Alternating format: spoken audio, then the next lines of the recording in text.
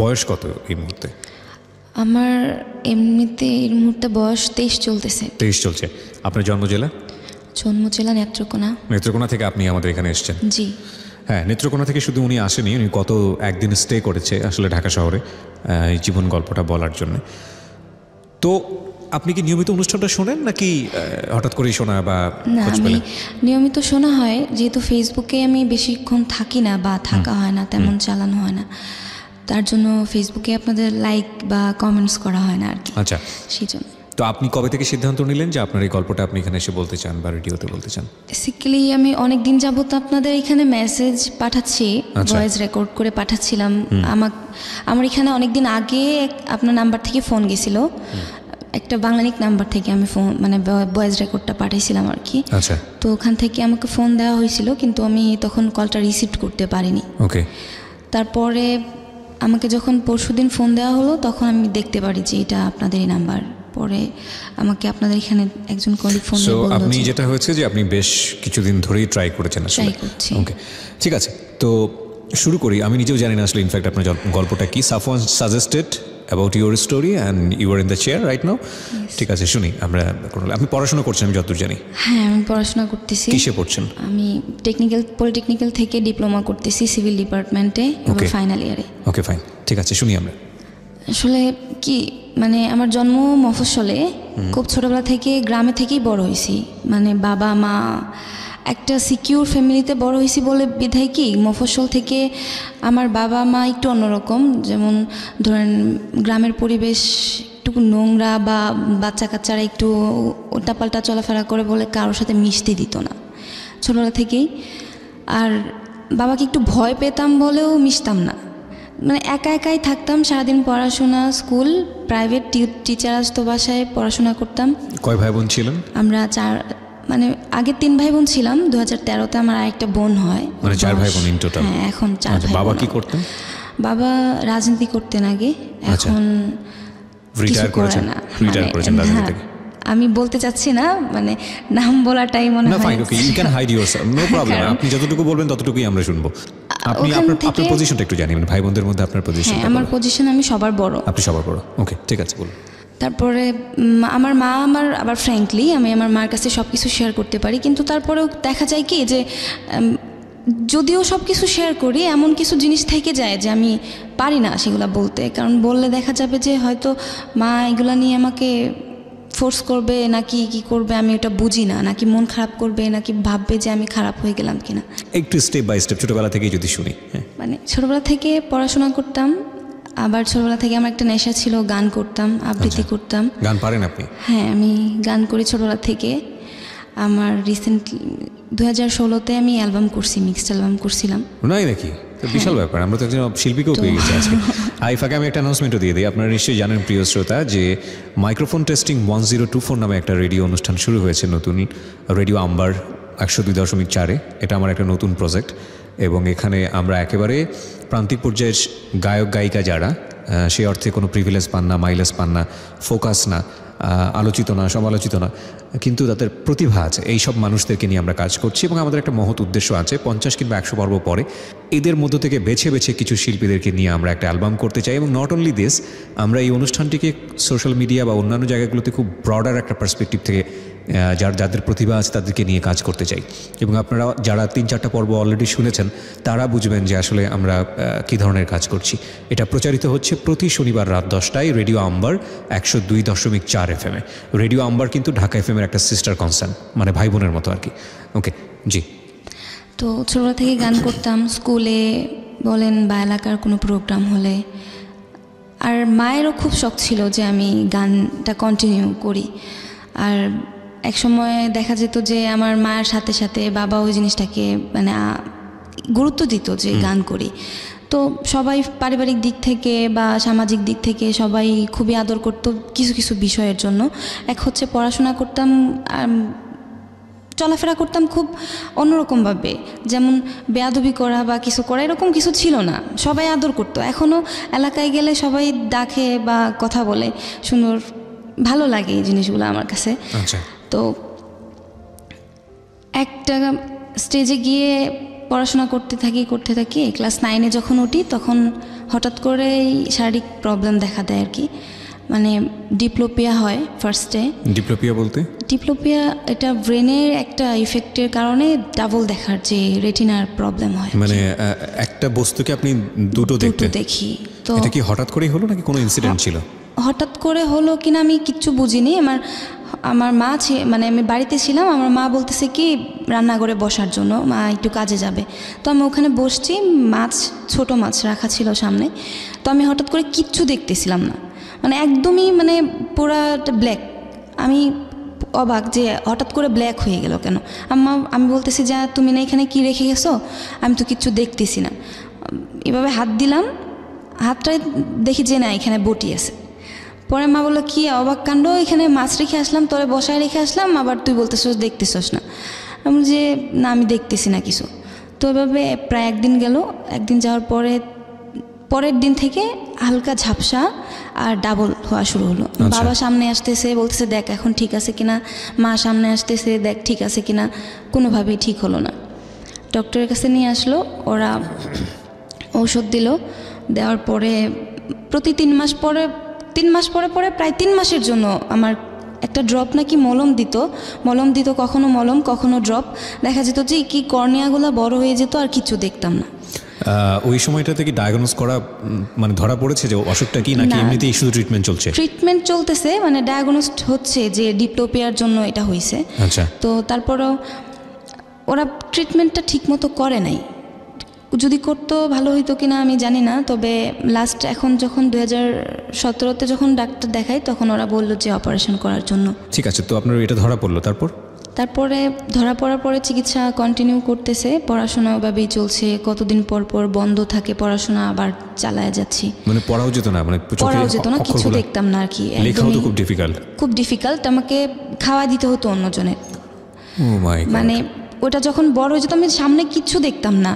আমার চাচাতো বোনরা যখন আমার সামনে আসতো বলতো যে নুসরাত এটা দেখ কেমন, আমি তখন শুধুমাত্র কান্না করতাম, মানে কিচ্ছু দেখতাম না। যখন আমি এটা দেখবো কিভাবে যে এটা কেমন দেখতে, কারণ ঝাপসা দেখতেছি, পুরা অন্ধকার, মানে খুব খারাপ লাগতো।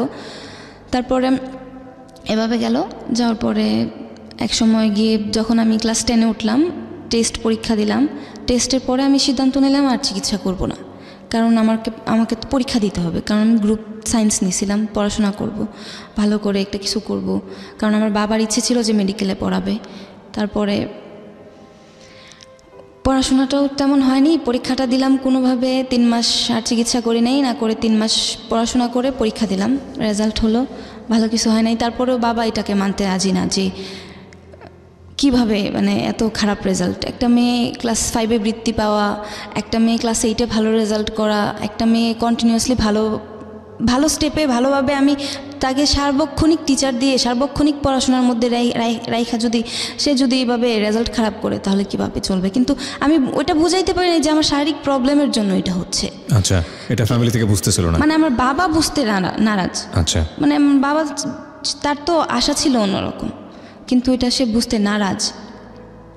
তারপরেও সে কয়েকদিন পরে আবার ঠিক হলো, কিন্তু আমি বাবার একটা কথা শুনে আমি আর পড়াশোনার প্রতি আর মন ছিল না। আমাকে 2012-তে এসএসসি পাস করার পরে আমাদের এখানে সরকারি কলেজ আছে, ওখানে আমি ইন্টারমিডিয়েটে ভর্তি হলাম। ওখানে দেখা গেল 1 বছর স্টে করার পরে আমি আর ওখানে পড়াশোনাটা কন্টিনিউ করতে পারিনি আমি। আচ্ছা। আমাকে ময়মনসিংহ ভর্তি করা হলো, বললো যে ঠিক আছে ডক্টর হতে পারো বা না পারো, ওটা হওয়ার দরকার নাই, তুমি এখন এই লাইনে পড়াশোনা করো, তুমি ইঞ্জিনিয়ার হবা। আমার ইচ্ছা আছে। আপনি যেটা বলছিলেন যে পলিটেকনিকে, হ্যাঁ পলিটেকনিক্যাল থেকে ডিপ্লোমা করব, করে তারপর বিএসসিতে যদি ভর্তি হই। তারপরে এভাবে গেল, বিএসসিতে এখানে ডিপ্লোমাতে ভর্তি হলাম সিভিল নিয়ে। ভর্তি হওয়ার পরে ময়মনসিংহ থাকি, একা থাকি। আর ওই যে ক্লাস 9 থেকে আমাকে ডক্টর ঘুমের ওষুধ দেয়, তো ওখানে সবাই দেখতো, বাবার সামনে ওষুধগুলো খেতাম, 1-2টা করে 2-3টা করে নিয়ে এভাবে মাত্রাগুলো বাড়তে থাকে আমার, মানে 1টা 2টা 3টা 4টা 5টা করে মাত্রা বাড়তে থাকে। দেখা যায় এক পর্যায়ে 40টা পর্যন্ত চলে যায়। 40টা এট এ টাইম 40টা চলে যায়। আমি এই যে ঘুমের ট্যাবলেট এতগুলা খাই, আমার কোনো কাজ হয় না, ঘুম আসে না, শুধুমাত্র একটা নেশার ঘুরে থাকতাম। নেশা বলতে খুব নেশার ঘর, দরজা জানলা সব বন্ধ, কারোর সাথে কথা বলতেছি না, ওষুধগুলো খাইতেছি, কেমন কেমন লাগতো, ঘুম ঘুম লাগতো, আবার সজাগ থাকতাম, কি করব বুঝে পাইতাম না। তো 2013 মে মাসে আমি একটা রুমে থাকতাম টেকনিক্যাল কোয়ার্টারের ভিতরে। আমার বান্ধবী ছিল 2 জন, ওরা সরকারিতে পড়ে, আমি আবার প্রাইভেটে পড়ি। তো ওরা আবার আমার সাথে থাকে, খুব ভালো ফ্রেন্ড বলতে রুমে যতটুকু থাকা যায়, কিন্তু বাইরে যাওয়া হতো খুবই কম। জি।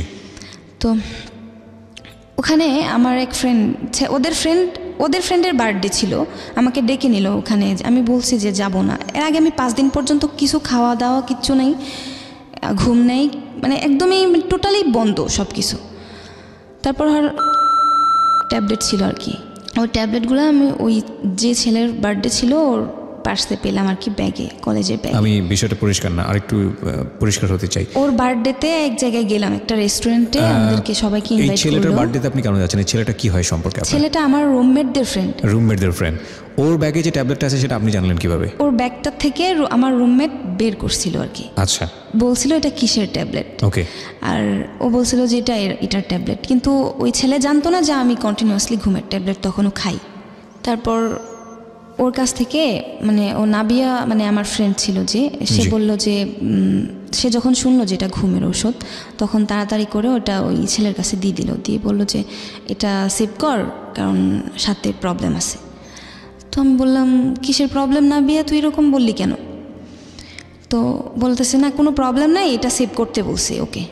তো আমি কি করছি, এক পর্যায়ে ওর কাছ থেকে ওটা টেবিলে ছিল, ও হাত ধুইতে গেছে, খাওয়া দেয়, তো আমি ওখান থেকে নিয়ে আমার পার্সে নিলাম। আমার তো ঘুম কোনোভাবেই আসতেছে না, বাসায় আসলাম, আসার পর ওটা খাইলাম। প্রথম 5টা খেলাম, খেয়ে শুইছি, ঘুম আসতেছে না। তারপর সব যতগুলো ছিল এখানে 12টা না কয়টা ট্যাবলেট ছিল, সবগুলো খাইলাম আমি। খাওয়ার পরে ওরা প্রাইভেটে চলে গেছে, আমি রুমে একা, দরজা ভিতর দিয়ে মারা ছিল না, কারণ আমি তার আগেই ঘুমিয়ে পড়ছিলাম। তো ওরা এসে দেখে কি যে আমি বালিশ ছাড়া বিছানার মধ্যে শুয়েছি। তো ওরা বের হয়ে গেছে 4টার দিকে, আসছে 6টার দিকে, তখন এসে দেখে যে আমি শুয়ে থাকার পরে আমাকে আমার আরেকটা ফ্রেন্ড ছিল যে আমার রুমমেট, ও আমাকে মাথার নিচে বালিশ দিছে। বুঝতে পারে নাই যে আসলে কি হয়েছে, ও ভাবছে আমি ঘুমাচ্ছি, আর ডাকতেছে যে নামাজ পড়ার জন্য, মাগরিবের নামাজ পড়ার জন্য। কারণ দেখা যেত কি 3 জন একসাথে নামাজ পড়তাম, ও একসাথে খাওয়া দাওয়া ঘুম সব কিছুই কন্টিনিউ ছিল, কারণ একই ব্যাচের ছিলাম, তো সমস্যা হতো না। তো ডাকতেছে নামাজের জন্য, পরে বুঝতে পারছে যে আসলে কি প্রবলেম। দেখে যে মুখ নীল হয়ে একদম খুব খারাপ অবস্থা, বমি করছি, যে পরে ওটা দেখছে যে বমি করছি, নিচে বমি, ঘুমের মধ্যেই দিনের সন্ধ্যাবেলা আর কি। তো সন্ধ্যাবেলায় আপনি কেন এই স্লিপিং পিলগুলো খেতে যাচ্ছেন? আমি স্লিপিং পিলগুলো সন্ধ্যাবেলায় খাইনি, খাইছিলাম দুপুরবেলায় ওখান থেকে এসে ঘুমানোর জন্য।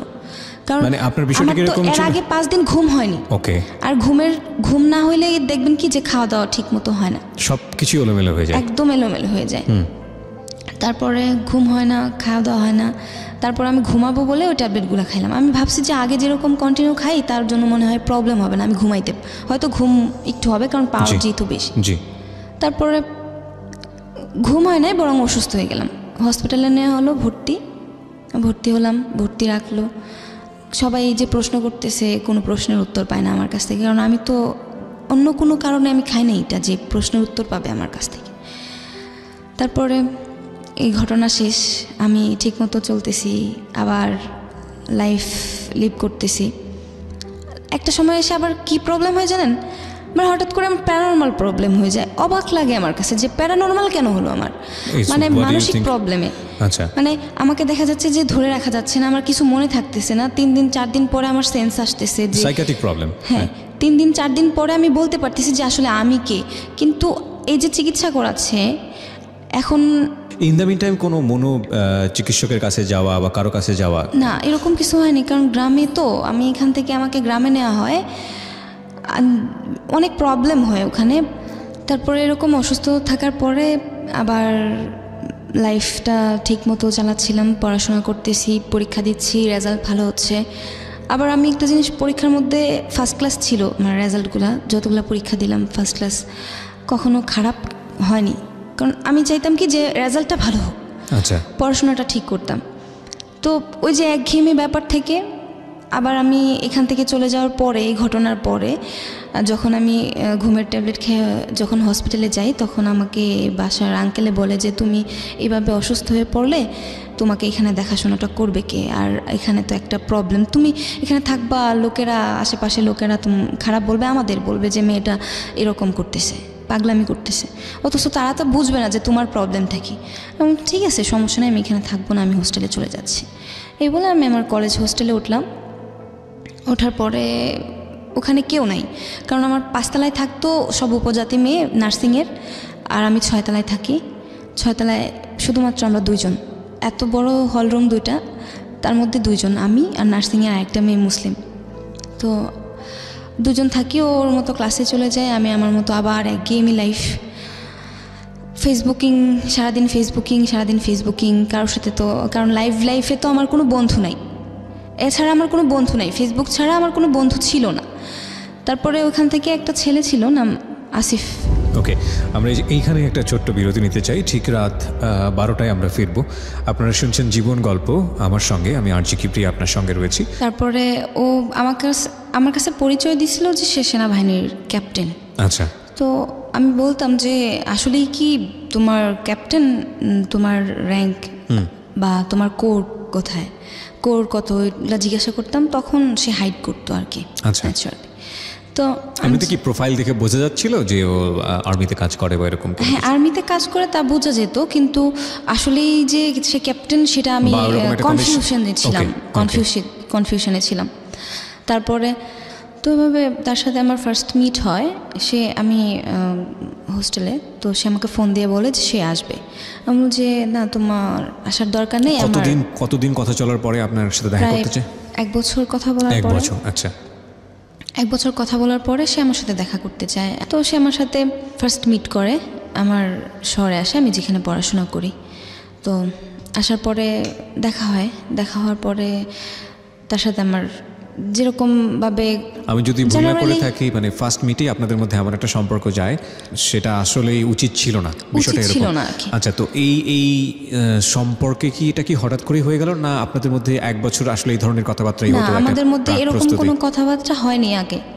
আপনি চাইলে সিচুয়েশনটা অ্যাভয়েড করতে পারতাম, কারণ আমি অ্যাভয়েড করছি। আমি যথেষ্ট চেষ্টা করছি যে আমি ওর সাথে এরকম সম্পর্কে জড়াবো না, জড়াতে চাই না। কিন্তু অ্যাক্সিডেন্টালি এরকম একটা পর্যায়ে একটা আমার যখন যে বয়সটাতে তার সাথে রিলেশনটা হয়, তখন আমার এতটা বোঝার মতো ক্ষমতা ছিল না, বয়স ছিল না। তারপরে ওর সাথে এরকম অনৈতিকভাবে যেভাবেই হোক হয়ে গেল। তারপরে ও এখান থেকে চলে যাওয়ার পরে আমি চেষ্টা করি সম্পর্কটাকে টিকিয়ে রাখার জন্য, অনেক চেষ্টা করি। তারকে আমি ফোন দিই, সে ওখান থেকে যাওয়ার পরেই সে আমার সাথে কথা বলা বন্ধ। ও চেঞ্জ হয়ে যায়, পুরো চেঞ্জ। তারপরে আমি বলি কি যে তোমার প্রবলেমটা কোথায়, আমাকে শেয়ার করো। না, সে বলে আমি আইসিইউতে ভর্তি, আমার ব্রেনে প্রবলেম, আমার ব্রেনে রক্তক্ষরণ হয়, আপনাকে অ্যাভয়েড করছে। হ্যাঁ, অ্যাভয়েড করতেছে। আমি বললাম যে ব্রেনে রক্তক্ষরণ হয়, অথচ তুমি ফেসবুকে কিভাবে সম্ভব? বলছে আমি তো আইসিইউতে ভর্তি। তারপরেও বুঝতে পারলাম যে সে আমার সাথে এরকম একটা চিটিং করলো। তারপরে গেল এরকম 1 বছর যাওয়ার পরে আমার সাথে, তারপরে আবার আমার পরিচয় হয় আরেক ছেলের সাথে, ওই ফেসবুকেই। সে কলকাতায় থেকে পড়াশোনা করে, নিফাতে ফিল্ম ডিরেকশন নিয়ে পড়াশোনা করতো। বাংলাদেশের ছেলে। আচ্ছা, আমি নাম না বলি, কারণ ওর বাবাও একজন পরিচালক। ঠিক আছে, সমস্যা নেই। দেখা গেছে কি যে ওর সাথে আমার খুবই ভালো বন্ধুত্ব, কিন্তু ছেলেটা ছিল নেশাখোর। আচ্ছা, আপনি বুঝলেন কিভাবে? নেশাখোর বলতে সে আমাকে বলতো। আচ্ছা। আর অলওয়েজ তার কর্মকাণ্ডই ছিল এরকম, বুঝতাম যে, কারণ সবসময় হোয়াটসঅ্যাপ, ভাইবার বা ইমো, এগুলাতে মেসেঞ্জারে ভিডিও কল, অডিও কল সবসময় কথা হতো। তো দেখতে পারতাম বা বুঝতেই পারতাম, মুভমেন্ট দেখে বুঝতে পারতাম যে রং। আর ও নিজেও বলতো যে আমি এরকম। আমি চেষ্টা করতাম যে ওকে মেন্টালি একটু ওই দিক থেকে আনার জন্য। ইন দ্য মিনটাইম আপনার সঙ্গে আসিফের সম্পর্ক শেষ।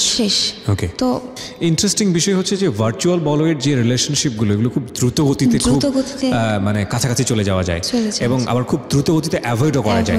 তো তুই করে সম্পর্ক ছিল? তো তুইকারি করে সম্পর্ক ছিল। বলতাম যে এরকম করাটা ঠিক হচ্ছে না, তো আমাকে বলতো তুই ঘুমের ট্যাবলেট নিস কেন? আমি বলতাম যে এটা তো আমার একটা মানে আমার ঘুম হয় না বা আমার এটা অভ্যাস হয়ে গেছে, আর আমি তো তাছাড়া অন্য কিছু নিচ্ছি না, আমার কোনো প্রবলেম নেই। তখন ও আমাকে সাজেস্ট করতো যে দেখ এটা খাস না, খেলে এরকম প্রবলেম হবে, তোর শারীরিক প্রবলেম হবে বা তোর মানসিক সমস্যা হয়ে যেতে পারে। রাইট। তো ওর কথা শুনে আমি আমার ঘুমের ট্যাবলেট খাওয়া ছেড়ে দিতে পারছি। তারপর ও বাংলাদেশে আসে, ফার্স্ট মিট হয় আমাদের ঢাকায়। তো ওর সাথে ফার্স্ট মিট হওয়ার পরে আমার সম্পর্কটা কি ফ্রেন্ডশিপের জায়গাতে ছিল নাকি এক্সট্রাঅর্ডিনারি? প্রথমে ফ্রেন্ডশিপের জায়গাতে ছিল। আমি আমার জায়গা থেকে ওকে খুবই পছন্দ করতাম, কারণ ও লেখালেখিটা খুব ভালো করতো। আচ্ছা। তো ওই জায়গা থেকে আমি ওকে খুব ভালোবাসতাম এবং খুব ভালো জানতাম এবং খুব ভালো বন্ধু মনে করতাম।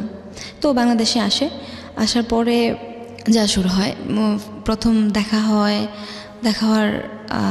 হওয়ার আগে ও আমার কাছ থেকে বিভিন্নভাবে টাকা নেওয়া শুরু করে। জাস্ট টাকাগুলো যে নিত আমি বুঝতে পারতাম যে আসলে নেশা করার জন্য নিচ্ছে। এবং আপনি দিতেন? আমি দিতাম, কারণ জানতাম কি যে বাসায় চিল্লাপাল্লা করতেছে, ভাঙচুর করতেছে, খুবই বাজে অবস্থা আর কি। তো আমি বলতাম যে একটা ছেলে এরকমভাবে বাসায় ভাঙচুর করবে, তার বাবা মা দিচ্ছে না, তার এই ছেলেটার জন্য বাসার এতগুলো লোক সাফারার হবে, এটা কি করে সম্ভব? তাহলে আমি তো এখানে একা থাকি, আমার তো লিমিট খরচ, আমার হাতে তো টাকা থাকে। তো আমি ওটা দিয়ে দিতাম। আমি বলতাম যে ঠিক আছে, তুমি আমার কাছ থেকে নাও, আমি তোমাকে দিচ্ছি। ও পরবর্তীতে যখন আমার কাছ থেকে একবার, দুইবার, তিনবার নিল, তখন থেকে দেখা যায় যে ও নিজেই আমার কাছে চাওয়া শুরু করলো যে আমার এত টাকা লাগবে, কিন্তু বিভিন্ন ওয়েতে।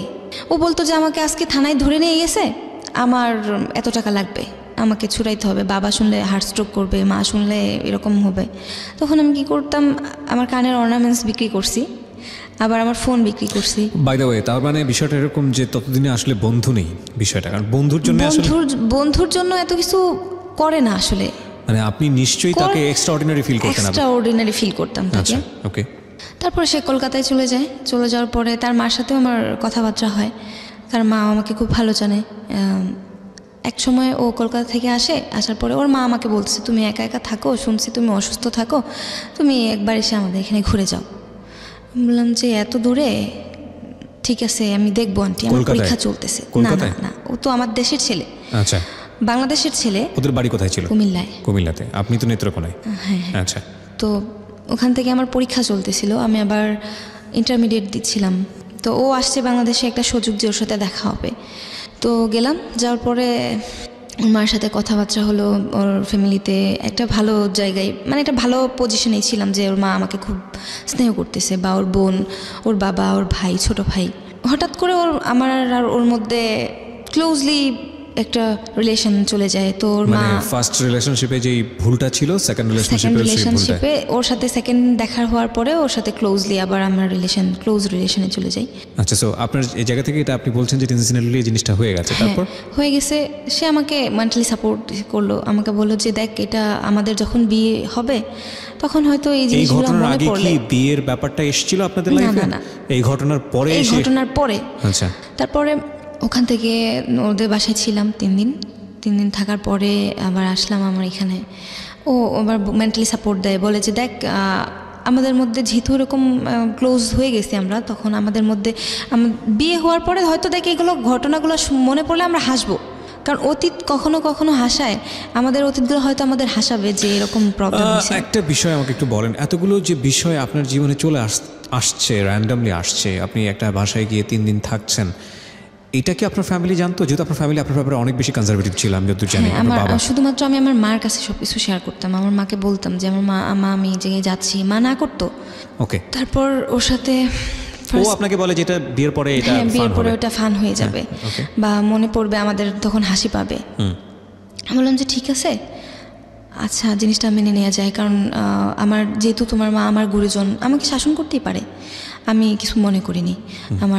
আমার ভালো লাগছে, আমার মাও যদি এরকম এই জায়গাটাই থাকতো হয়তো আমার মা এরকম শাসন করতো, আমার বাবা যদি এই জায়গাটাই থাকতো, মানে বিষয়টা কেন্দ্র করে আপনাদেরকে শাসন করা হয়। মানে আপনাকে শুধু শাসন করে নাকি ওকেও করে? আমাকে তেমন কিছু বলা হয়নি, শাসনটা ওকে করা হয়, কিন্তু আমার সামনে। যেহেতু ওকে আমার সামনে শাসন করা হয়, সেহেতু আমার জিনিসটা আমারও লাগে যে আমি তো সামনে ছিলাম, কারণ যেহেতু দুজনের ধারায় একটা ইনসিডেন্ট ঘটলো, সেহেতু আমরা দুজন সাফারার, এবং আমরা দুজনেই অপরাধী, এবং শাস্তিটা আমাদের দুজনেরই। হ্যাঁ, এবং যা বলা হচ্ছে সেগুলো সবগুলো আমাদের দুজনের জন্য, একার জন্য হতে পারে না। তো আমি মেনে নিলাম, আমি বললাম যে ঠিক আছে, আমি তোমার মাকে সাপোর্ট করি, ঠিক আছে আমি দেখবো আমি তোমার মাকে হ্যান্ডেল করা যায় কিনা, বা তুমি তোমার দিক থেকে তোমার পরিবারকে হ্যান্ডেল করার ট্রাই করো। তো বললো যে ঠিক আছে। এই কথা বলে আমাদের মধ্যে ওরকম রিলেশনটা কন্টিনিউ হচ্ছে। তো আমি বাড়িতে, আমার পরীক্ষা শেষ, সেখানে আমি চলে গেলাম আমার দেশে। যাওয়ার পরে আমার ফ্যামিলি থেকে আমাকে মানে একটু, আমার বাবা একটু আবার অন্যরকম হয়ে গেল হঠাৎ করে, কি জন্য জানি না। মানে আমি আমার বাবার সাথে কি ঘটনার জন্য আমি জানি না কেন হঠাৎ করে আমি আমার দেশ ছেড়ে, আমি আমার পড়াশোনার জায়গা ছেড়ে সব কিছু ছেড়ে আমি ঢাকাতে চলে আসলাম। ইভেন আমার এইটুকু মনে আছে যে আমি বাড়ি থেকে যখন চলে আসতেছি আমার মা পিছনের দিকে তাকাইছে, আমি কথা বলি নাই আমার মার সাথে।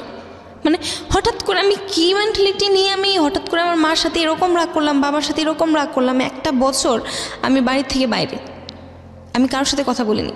আমার মার সাথে কথা হতো মাঝে মধ্যে, কিন্তু আমি দুইটা ঈদ আমি বাইরে করছি আমার ফ্যামিলি ছাড়া, একা একা। আমি এটা মনে পড়বে আমার সারা জীবন যে আমি আমার বাবার সাথে কথা বলিনি, আমার বাবারে বাবা বলে ডাকিনি। আর সেই বাবা আমাকে অসুস্থ অবস্থায় আমাকে ঢাকায় চিকিৎসা করে আবার বাড়িতে নিয়ে গেছে।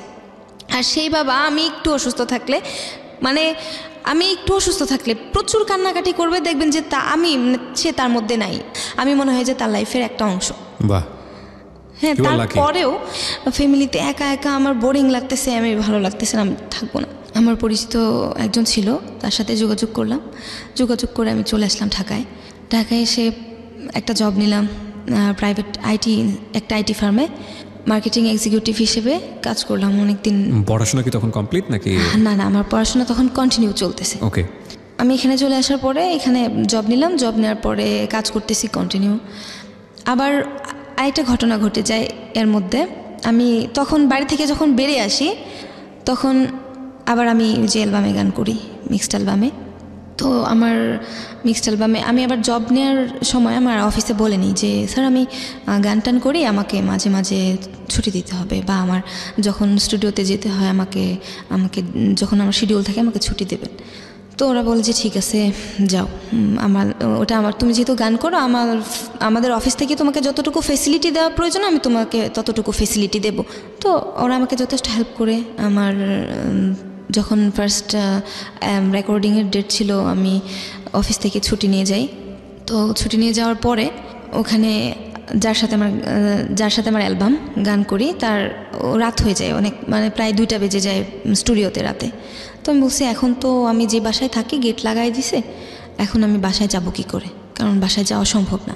তো বলতেছে আমার মা বাসায় নেই, তুমি যদি চাও তাহলে আমার বাসায় যেতে পারো, আমার বাসায় একটা বোন আছে থাকে আর কি।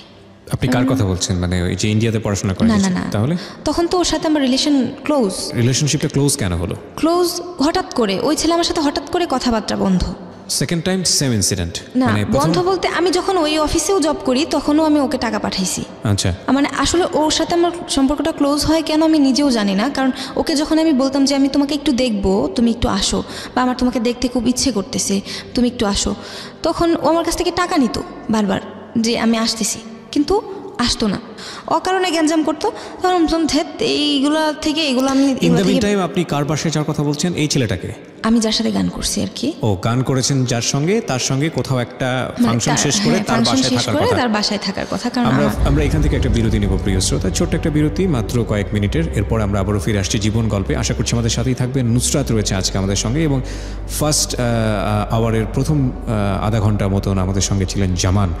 আজকে দুজনের আসলে জীবনের গল্প, আর কোনটা আসলে আপনার কাছে আপনার মেসেজের জায়গা থেকে উপকারী হবে সেটা আপনি নির্ধারণ করবেন। ওখানে স্টে করলাম। স্টে করার পরে জানি না আসলে ওটাকে আমি ভালোবাসা বলবো না কি বলবো। ও আপনাকে কি বলে ইনভাইট করেছিল যে বাসায় কেউ নেই, so you can stay with me? কারণ যেহেতু তোমার বাসায় তুমি যেতে পারবে না, সো আমার বাসায় থাকতে পারো। বাট উনি বলেছিল যে আমার বাসায় কেউ নেই বা? না, এরকম কিছু বলেনি। ও বলছে যে ওর বাসায় বোন আছে, ওর বাসায় বোন আছে, বোন ওকে ভাই রাখে, ওর বাসায় থাকে সাবলেট ভাড়া, ওর বাসায় বোন আছে, ও তাই বাসায় যাইতে বলছে। কিন্তু আমি যাওয়ার পরে দেখি যে কেউ নেই বাসায়। অ্যাটলিস্ট আমরা দুজন ছিলাম রেকর্ডিংয়ে, আরেকটা ছেলে ছিল গান করলো, ও ছিল আর আমি ছিলাম। তো আমাদেরকে নিয়ে গেল বাসায়, কিন্তু গিয়ে দেখি যে ওই মেয়ে নেই। আমাদেরকে বলতে আপনার সঙ্গে আরও একজন ছিল? হ্যাঁ, আরও একজন ছিল। ওকে। পরে আমি বললাম যে তাহলে তোমার বোন কোথায়? যেহেতু তুমি বলছিলা যে বোন আছে বাসায়, তো আমি থাকবো কীভাবে? বলছে সমস্যা নাই, তুমি এখানেই থাকতে পারো। তো থাকার পরে ওর সাথে ফার্স্ট যখন থাকি কোনো প্রবলেম হয় না, না থাকার পরে ও আবারও যখন, তো সেকেন্ড টাইম যখন ভয়েস দিতে যাই তখন সেই রাতের বেলায় শিডিউল রাখে।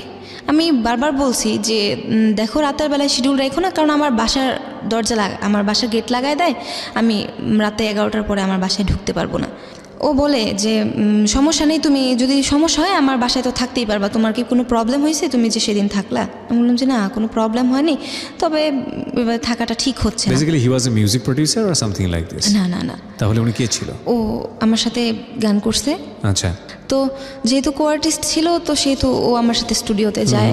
তো ওর বাসায় আবারও গেলাম। তো যাওয়ার পরে আবার সেই, আমি যেটা বুঝতে পারছি যে আপনার লাইফে এই বিষয়গুলো খুব র্যান্ডমলি আসছে, জাস্ট বিকজ অফ ইয়োর, আপনি অনেক বেশি কনসাস ছিলেন না, অথবা আপনি যেটা বুঝবো, যে আমি যেটা বুঝতে পারছি গল্প শুনে, যে আসলে আপনি চাইলে বিষয়গুলোকে হয়তো অ্যাভয়েড করতে পারতেন, কিন্তু আপনি সতর্ক ছিলেন না।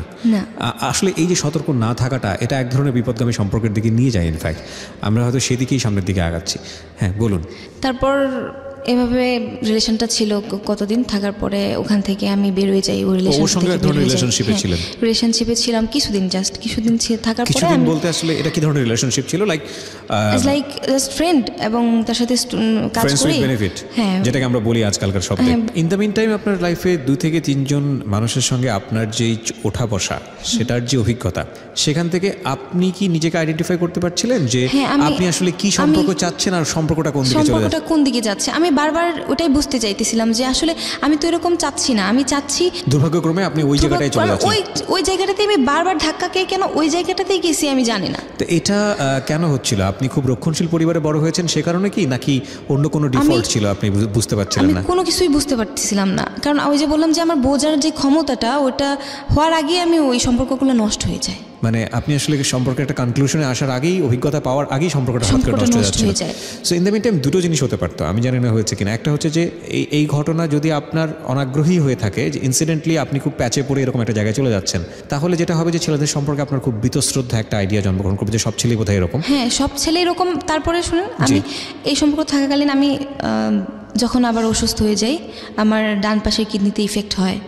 তো অফিসেই আমি তখন আইসিটি মন্ত্রণালয়ে আমাদের ছিল, ওই দিন আমাদের সেমিনার ছিল। আমার মনে আছে, আমি এখন পুরো ঢাকা শহর আমি জুতা ছাড়া হাঁটছি, পা থেকে মাথা পর্যন্ত জ্বালাপোড়া করছে আমার। জুতা ছাড়া আমি পুরো ঢাকা শহর ওই দিন আমি হাঁটতেছিলাম এই কিডনির প্রবলেমের জন্য। হ্যাঁ, আমার পা থেকে মাথা পর্যন্ত জ্বলতেছে। আর তার আগে 1 মাস আগে থেকেই কোমরে ব্যথা হয়। আমি বাড়িতে তো কথা বলি না কারোর সাথে। আমার একটা ভাতিজি ছিল সম্পর্কে, আমাদের দুঃসম্পর্কের এক ভাতিজি, তার সাথে আমি কথাবার্তা বলতাম, ফ্যামিলির খবর নিতাম আর কি। তো ওই যে বাবার সাথে রাগ করে চলে আসছি, কথা বলিনি। তারপরে আমার এক কাজিন, তার বাসায় আমি থাকি। তো সে আমাকে সে আবার প্রেগনেন্ট ছিল। আমি যখন অসুস্থ হয়ে যাই, অফিস থেকে আমাকে বাসায় দিয়ে যায়। বাসায় দিয়ে যাওয়ার পরে 17 দিন, প্রায় 17 দিন আমি টানা 17 দিন শরীরে জ্বর ছিল, ব্যথায় উঠতে পারি নাই বিছানা থেকে। আমার যখন জ্বর কমছে, আমি বাইরে গেছি, গিয়ে ফার্মেসি থেকে ওষুধ নিয়ে এসে ব্যথাটা কমায় রাখছি। তো বাসার যে কাজের বুয়া ছিল, সে একদিন রাত্রে বলতেছে যে আপনার বোন সারা রাত তো এরকম ব্যথায় কুকায়, আবার করে জ্বর থাকে প্রচণ্ড শরীরে। কারণ আমি একা থাকতে রুমে ভয় পাই, সে নিচে ফ্লোরিং করে শোয়। তো আমার বাবা আসছে, আয়সা পিজিতে নিয়ে গেল। নিয়ে যাওয়ার পরে তো প্রবলেম ধরা পড়ে। ওরা প্রায় 3 মাস বেড রেস্ট, 3 মাস আবার বাড়িতে নিয়ে যায় আমার বাবা। নিয়ে গিয়ে যাওয়ার পরে আমি ওখান থেকে আসি। 3 মাস ছিলাম, 3 মাস থাকার পরে আসার পরে আমার ওখানে অফিসে জয়েন করার জন্য চেষ্টা করি আবার, কিন্তু 3 মাস থাকার পরে তো আর ওই জবটা থাকবে না। আমার জবটা নেই, আমি অফিসে আর জয়েন করতে পারিনি। না জয়েন করতে পারলেও আমি পার্ট টাইম কিছু কাজ করতাম খুচরো, কারণ ওই যে বাবার সাথে যে রাগটা, ওটা অসুস্থতা কাটার পরেও আমার থেকে যায়। আচ্ছা, কারণ আমার বাবা যে এসে যে চিকিৎসা করায় নিয়ে গেল, আমার বাবার সাথে আমার তারপরেও কোনো কথা হয়নি। আমার রাগটাই কমে নাই বাবার প্রতি। কী জন্য যে রাগলাম আমি সেটাও জানি না, আবার বাবাও আমার সাথে কেন কথা বলে না সেটাও জানি না, আবার আমিও কেন কথা বলি সেটা কথা যে বলি না সেটা জানি। হতে পারে মেডিসিনের সাইড এফেক্ট বা যে কোনো কিছু হতে পারে। তো এভাবে গেল। যাওয়ার পরে আমি ঢাকাতে ওই আমার এক বড় ভাই, মানে পরিচিত বড় ভাই, 6-7 বছর যাবৎ চিনি আর কি। তো তার ওয়াইফ নাই, 2টা বাচ্চা, ছোট ছোট 2টা মেয়ে ও রেখে মারা গেছিলো। যখন সেকেন্ড মেয়েটা হয় তখন মারা যায় আর কি তার ওয়াইফ। তো ওনার এখানে বলছি যে ভাইয়া আমি গ্রাফিক্সের কাজ শিখবো, আপনি কি আমার এখানে আপনার এখানে শিখাইতে পারেন আমাকে, তাহলে আমার একটু উপকার হতো। বলতেছে যে ঠিক আছে তুমি আসো, সমস্যা নেই, তুমি শিখতে পারো, কাজ করো আয়শা। তো আমি ওনার এখানে যাই, যাওয়ার পরে ওনার যে দুটা মেয়ে আমাকে খুবই পছন্দ করে। দুটো মেয়ে খুবই পছন্দ করে বলতে গেলে খুবই পছন্দ করে, আমাকে ছাড়া কিছু বুঝে না। তো ওই দুটো মেয়ে আমাকে এক পর্যায়ে বলতেছে কি আন্টি আমরা কি তোমাকে আম্মু বলে ডাকতে পারি? তখন আমি তো ইতস্ত হয়ে গেছি যে এই দুটা বাচ্চা মেয়ে কি বলতেছে, পাগল নাকি, আমি কি বলবো, মানে এখন না পারতেছি ওই বাচ্চা দুটার মনে আঘাত দিতে, না পারতেছি নিজেকে কিছু বলতে। আবার আমি ওই ভাইয়াটাকে বললাম যে ভাইয়া আসলে দেখেন কি বলতেছে, কি করব? বলছে তোমার যা ইচ্ছা। আমি বলছি বাচ্চা দুইটা মেয়ে মানে একদমই পিচ্ছি, একটার বয়স মনে হয় 5। ওনার মা কি হয়েছিল? বাচ্চা দুটা যখন সেকেন্ড বাচ্চাটা হয় তখন মারা যায়। হ্যাঁ, ওকে। তো বাচ্চা দুটা একা, পুরো বাসা একা থাকে, উনি মানে টেক কেয়ার করার মতো সময় নেই, বাচ্চা দুটা খুব এলোমেলো। তো দেখে আমার খুব খারাপ লাগে। আমি বলি যে ঠিক আছে, আমি যতদিন এখানে কাজ শিখতে আসবো মেয়ে দুটাকে আমার সাথে ততক্ষণ রাখবো। তো না, দেখি যে মেয়ে দুটো আমার প্রতি আস্তে আস্তে খুবই ইমোশনালি ইনভলভ হয়ে যাচ্ছে, আমিও বাচ্চা দুটার প্রতি ইনভলভ হয়ে যাচ্ছি। আচ্ছা। তো শুধুমাত্র বাচ্চা দুটার প্রতি ইনভলভ হয়ে যাওয়ার কারণে সে আমাকে এভাবে হ্যারাস ফেলবে এবং এভাবে ব্ল্যাকমেল করবে, আমি সেটা বুঝতে পারিনি। সে আমাকে হঠাৎ করে ওনার এখান থেকে আমার একটা ইমেল পাঠানোর প্রয়োজন ছিল, আমি ওনার এখান থেকে আমার ইমেল অ্যাড্রেসটা লগ ইন করার পরে উনি আমার ফোন থেকে একটা ছবি নেয়, আমার সিক্রেট একটা ছবি। তো উনি আমার এখান থেকে এই ছবিটা যে নিবে আমি খেয়াল করিনি বা আমি বুঝতে পারিনি। কারণ ফোনটা অ্যাক্সেস করলো কিভাবে? আমার ফোনটা তো সবসময় ওনার এখানে, আমি যে কাজ শিখতাম ওখানে থাকতো। আচ্ছা, আমি রেখে দিতাম। উনি আমার ফোনটা হাতে নিছে, আমি এতটাও খেয়াল করিনি যে উনি এইভাবে এরকম কিছু করবে। তারপরে ওনার এখানে আমি এটা তো জানি না, আমার এখানে নাই, আমার মেমোরিতে ওই ছবিটা নাই, উনি নিয়ে আমার এখান থেকে ডিলিট করে দিছে। ডিলিট করে দেওয়ার পরে আবার এই রিলেশনটার পরে আবার আমার কুমিল্লায় যে যার সাথে রিলেশন ছিল ও আমার সাথে আবার যোগাযোগ করে। কুমিল্লার রিলেশন বলতে কি ফার্স্ট রিলেশনশিপ? আমার সেকেন্ড টাইম যে রিলেশনটা ছিল, কলকাতায় যে পড়াশোনা করতে, ওই ছেলেটা যোগাযোগ করছিল আমার সাথে, যোগাযোগ করছিল আর কি। আচ্ছা। তো আমি ভাবছিলাম যে হয়তো আমাকে রিল্যাপ করে কিনা, আমি ওটা বুঝতে পারিনি। যোগাযোগ করে দ্যাটস ইট, আমি ওরকমই যোগাযোগ রাখছিলাম। ওকে। তো কথাবার্তা হচ্ছিল ওর মধ্যে, সে আমাকে বলতো যে সে আমাকে ভালোবাসে বা কিছু একটা। আমি বলতাম ঠিক আছে, ভালো যেহেতু বাসো আমিও বাসি, তুমি যেহেতু আমাকে ভালোবাসছিলে আমি যেহেতু ভালোবাসছি, ঠিক আছে বাসি। তো ও আমার কাছে জানতে চাইতো বারবার যে দেখ আমি তোর লাইফে যতদিন ছিলাম না ততদিন কি তোর লাইফে কোনো ইনসিডেন্ট হয়েছে, সে জানতে চাইতো। আমি বলতাম যে না, কোনো ইনসিডেন্ট হয়নি, আমি অস্বীকার করতাম। কারণ আমি ভাবতাম কি যে ওগুলা জানায় লাভ কি। ওনার এখান থেকে যখন আমি ইমেলটা সেন্ড করি ওখানে, হঠাৎ করে সার্ভার চলে যায় ওনার এখানে। তো আমি আর লগ আউট দিতে পারিনি। আমি বাসায় চলে আসি, ওনাকে ফোন দিয়ে বলি যে ভাইয়া আপনার এখান থেকে আমার ইমেলটা একটু লগ আউট দিয়ে দেবেন। আচ্ছা। আমার যে ইমেলটা ওনার এখানে লগ ইন করছিলাম ওই ইমেলটা থেকে আমার ফেসবুক অ্যাকাউন্ট খোলা ছিল আর কি। ওহো। উনি কি করছে, আমার ইমেল নাম্বার যা কিছু আছে, আমার আইডির পাসওয়ার্ড থেকে শুরু করে ইমেল থেকে শুরু করে সব কিছু চেঞ্জ করে উনি নিয়ে নিছে। মানে আপনার ফেসবুকটা সে নিজে নিয়ে নিছে। নিয়ে গিয়ে সে আমার ওই আমার যে সিক্রেট যে ছবিটা ছিল, তারপর আমার ফ্রেন্ড সার্কেলদের সাথে সে নিজে থেকে কথা বলতো, সে যে কথা বলতো আর কি, কথা বলে সে বোঝাচ্ছিল যে আমি এইগুলা করতেছি। সে এইগুলা স্ক্রিনশট দিয়ে পাঠাতো ওই যে কুমিল্লার ছেলের কাছে, কারণ উনি জানতো যে আমার ওই ছেলের সাথে রিলেশন। কারণ উনি আমার সাথে পরিচয় যেহেতু আমার 6 বছর আগে, আফটার 6 বছর, সেহেতু সে জানে যে আমার কার সাথে রিলেশন, আমাকে জিজ্ঞাসা করতো। এবং সে আমাকে জেনারেলি খুব মানে বলতো এরকম যে তুমি খুব ভালো একটা মেয়ে, তোমাকে কেন মানুষ এভাবে কষ্ট দেয়, সেই অনেক কিছু। আমি বলতাম যে লোকটা এরকমই মনে হয় ভালোই, কারণ 2টা মেয়ে আছে, আসলে 2টা বাচ্চাকে আমি এরকমভাবে দেখতেছিলাম আর কি। তখন সে আমাকে জেনারেলি খুব বেশি হ্যারাস শুরু করলো এবং আমাকে ব্ল্যাকমেল করা শুরু করলো। ব্ল্যাকমেল কিভাবে করলো? আমাকে বিয়ে করবে, হ্যাঁ, নয়তো আমাকে আমার ক্ষতি করবে। ততদিনে কি আপনি বুঝতে পারছিলেন যে আপনার ফেসবুক আইডিটা উনি হ্যাক করেছে? হ্যাঁ, উনি হ্যাক করছে, কারণ আমি তো তখনই বুঝতে পারছি, কারণ উনি তো আমাকে বলছে, বলে দিয়েছে। হ্যাঁ, বলে দিছে। এবং এটা আমাকে নিজে বলে নাই সে, কারণ সে নিজে বলছে তখন, কারণ ওনার এখানে একজন আমি নাম বলি না, সিনিয়র রিপোর্টার, তার ফ্রেন্ড ছিল। তো উনি আমাকে দেখছে ওনার এখানে যে কাজ শিখতে যাই, তো উনি এই কাজগুলা দেখতেছিল যে এই লোকটা বসে বসে আমার আইডি থেকে এই কাজগুলা করতেছে। তো উনি যখন আমাকে ফোন দিয়ে বললো যে আপনি নুসরাত? আমি বললাম যে জি, আমি আপনাকে কিছু কথা বলতে চাচ্ছি। আমি বলছি জি বলেন। বলছে আপনি কি জানেন যে আপনাকে নিয়ে কোনো একটা পার্ট হচ্ছে। আমি বললাম যে না, আমি কি করে জানবো যে তোমার আইডিটা তুমি তোমার আইডিটা কি তুমি লগ আউট দিয়ে দিছো তোমার ফোন থেকে? আমি বললাম যে হ্যাঁ, অনেকক্ষণ আগে। বলছি তাড়াতাড়ি লগ ইন করে দেখো তো। লগ ইন করলাম, দেখেছি আর লগ ইন হচ্ছে না। আমি বলছি না, লগ ইন হচ্ছে না। বলছে তোমার এই পার্টটাই তোমার সাথে চলতেছে। আমি বলছি কোন পার্ট? বলছে তোমাকে এরকম এরকম। সে উনি আপনার নাম্বার পেলো কীভাবে, ফোন নাম্বার? ওনার এখান থেকে নিছে, কারণ উনি তো বিশ্বস্ত ছিল ওনার। উনি তো বুঝতে পারে নাই যে উনি আমাকে বলে দিবে। ওকে। কারণ ওনার এখানে যে কাজ শিখতে যেতাম উনি আমাকে দেখতো এরকম। আপনাকে বিয়ের প্রস্তাব দিচ্ছিল, তারপর সে আমাকে বিয়ের প্রস্তাব দেয়। আমি বললাম যে কী করে সম্ভব? এটা কোনোভাবেই সম্ভব না। কারণ আপনি একটা বিবাহিত পুরুষ, আপনার 2টা বাচ্চা মেয়ে আছে। আমি এরকম রিলেশনে আর জড়াইতেও চাচ্ছি না। আপনি এরকম কেন করতেছেন আমার সাথে? আপনি কি চান? মানে বিভিন্নভাবে এসে আমার এই করতেছে আর কি, ব্লেম দেওয়া শুরু করছে। এগুলো আমি পরে আর কানে নিই না নিয়ে আমি আমার মতো থাকলাম। ঢাকা থেকে চলে গেলাম। চলে গিয়ে আবার বললাম কি যে লাইফে তো অনেক কিছু করলাম, আমার লাইফে অনেক কিছু ঘটে গেল মাত্র কয়েকটা বছরের মধ্যে। এগুলো আসলে ঠিক হচ্ছে না। কারণ আমি তো এখন আর কাউকে বিশ্বাস করতে পারবো না। কারণ বিশ্বাস করার মতো জায়গাটাই আমি আর নাই। একটা মানুষকে বিশ্বাস করতে, যে মানুষটাকে আমি বিশ্বাস করছি সেই মানুষটাই আমার সাথে এরকম করতেছে। মানে কন্টিনিউ আমি একটার পর একটা এরকম ঘটেই গেছে। তারপরে আমি আমার মতো করে আবার চলে গেলাম বাড়িতে। গিয়ে আমার ফ্যামিলিতে বললাম যে আমার যা হোক করছি, আমি ভুল করছি। আমি বাবার কাছে বললাম যে সরি। বাড়িতে চলে গেলাম। চলে যাওয়ার পরে মা বললো ঠিক আছে। মাকে তো আর এত কিছু শেয়ার করিনি, কারণ শেয়ার করার মতো তো পরিস্থিতি আমার নাই। কারণ সবগুলাই তো একটার পরে একটা সবগুলো অপরাধ।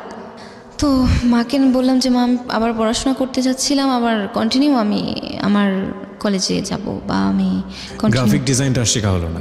না, শেখা হলো না। ওনার এখানে কিছুদিন থাকার পরেই ওনার এখানে এরকম শুরু হলো। ওনার সাথে কি কমিউনিকেশনটা অফ হয়ে গেল নাকি সামহাউ উনি আপনাকে ট্র্যাপ করে দিয়েছে? উনি আমাকে ট্র্যাপ করতেছিল, আমি আমার নাম্বার সব বন্ধ করে দিয়েছি, ক্লোজ। আচ্ছা, একদম ক্লোজ। আমি বলছি যে ঠিক আছে, ফেসবুকে যা ইচ্ছা তাই করো, আমি দেখবও না, কিছু না, নিজের মতো করে করো। আমরা বিরতি নেব এখানে, একটা প্রিয় শ্রোতা, ছোট্ট একটা বিরতি। গল্পের একবারে শেষ ভাগে চলে আসছি। আজকের এই গল্পের একটা বারবার যখন শুনছিলাম যে আসলে মেসেজটা কী হতে পারে, আমরা আমাদের ব্যক্তি জীবনে যে শিক্ষাটা লাভ করি, আমাদের পাঠ্য বই থেকে বলেন বা একাডেমিক এডুকেশন থেকে বলেন, কিন্তু আমাদের পরিবেশগত বা সামাজিক যে শিক্ষাগুলো, সেগুলো কিন্তু খুব গুরুত্বপূর্ণ। এবং সেখানে আসলে ভুল শিক্ষাটা যদি চলে আসে, তাহলে কোনো না কোনোভাবে আমরা এই রকম ঘটনার মুখোমুখি হতে পারি। সুতরাং সেই জায়গাটি থেকে আজকের এই গল্পটিকে আপনি কিভাবে নেবেন, সেটা কিন্তু একটু ভাবার বিষয়। আমরা ছোট্ট একটা বিরতি নিচ্ছি। আমি বাড়িতে চলে গেলাম, আমার পড়াশোনাটা সবকিছু কনভিন্স করে আমি বাড়িতে চলে গেলাম। চলে গিয়ে আবার পড়াশোনাটা কন্টিনিউ করার জন্য আবার আমি আমার মানে যে জায়গা থেকে আমি পড়াশোনা করি সেই জায়গায় চলে আসছি।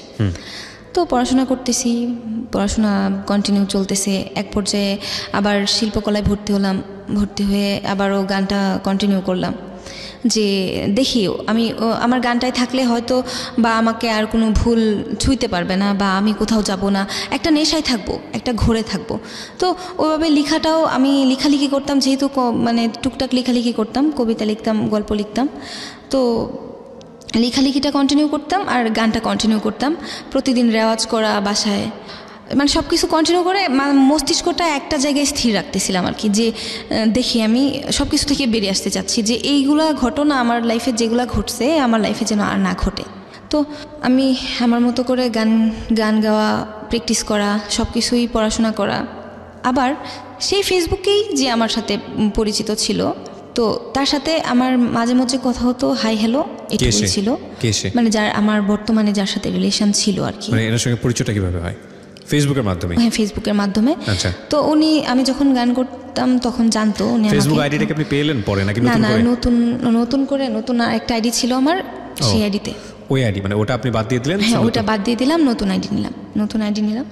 তো ওই নতুন আইডি থেকে আমার ওনার সাথে কথা হয়। তো টুকটাক কথা হয়, তো জানতে পারি যে ওনার শোরুম আছে। শোরুম? হ্যাঁ, শোরুম আছে, কম্পিউটার শোরুম, সেলস সার্ভিস। ওনাকে নক করলাম যে ভাইয়া, আমার এরকম ল্যাপটপ প্রয়োজন। পরে বলতেছে ঠিক আছে, আপনি আসেন। তো ফোন দিলাম ওনাকে, ফোন দিয়ে ওনার এখানে গেলাম, কথাবার্তা হলো। আমি আমার মতো করে ল্যাপটপ কিনে নিয়ে চলে আসলাম বাসায়। তো উনি আমাকে বললো যে আরেকদিন আইসেন ম্যাডাম কফি খাওয়ার জন্য। তো বাসায় চলে আসলাম, আসার পরে আর ওনার সাথে কথা হয়নি। 2 দিন পরে আমার মা ফোন দিল, বললো যে তোর কাকার শরীর খুব খারাপ, তুই কি দেখতে আসবি কিনা। আমি বললাম যে ঠিক আছে, আমি রওনা দিতেছি। রওনা দিলাম। রওনা দেওয়ার পরে আমি বাসে তখন উনি আমাকে ফোন দিলেন, বললেন যে আপনি কোথায়।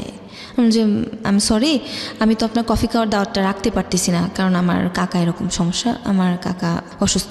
বললো যে ঠিক আছে, আপনি বাসায় যান, জানায়েন কি হয়। বাসায় গেলাম, যাওয়ার পরে দেখি যে কাকা মারা গেছে। আমি যখন গেলাম, গিয়ে দেখি যে কাকা মারা গেছে। যাওয়ার পরে মানে আমার এই কাকারে মানে আমি ছোটোবেলা থেকে খুব খুব বেশি আমাকে আদর করতো এবং আমি খুব পছন্দ করতাম, কারণ ছোটোবেলা থেকে উনি আমাকে ডাকতো, নুসরাত নুসরাত আসো আসো, গান করো, গান শোনাও, বা নুসরাত একটু পরে পরে ডাকো, নুসরাত দেখো আমার ফোনটা কী হয়েছে।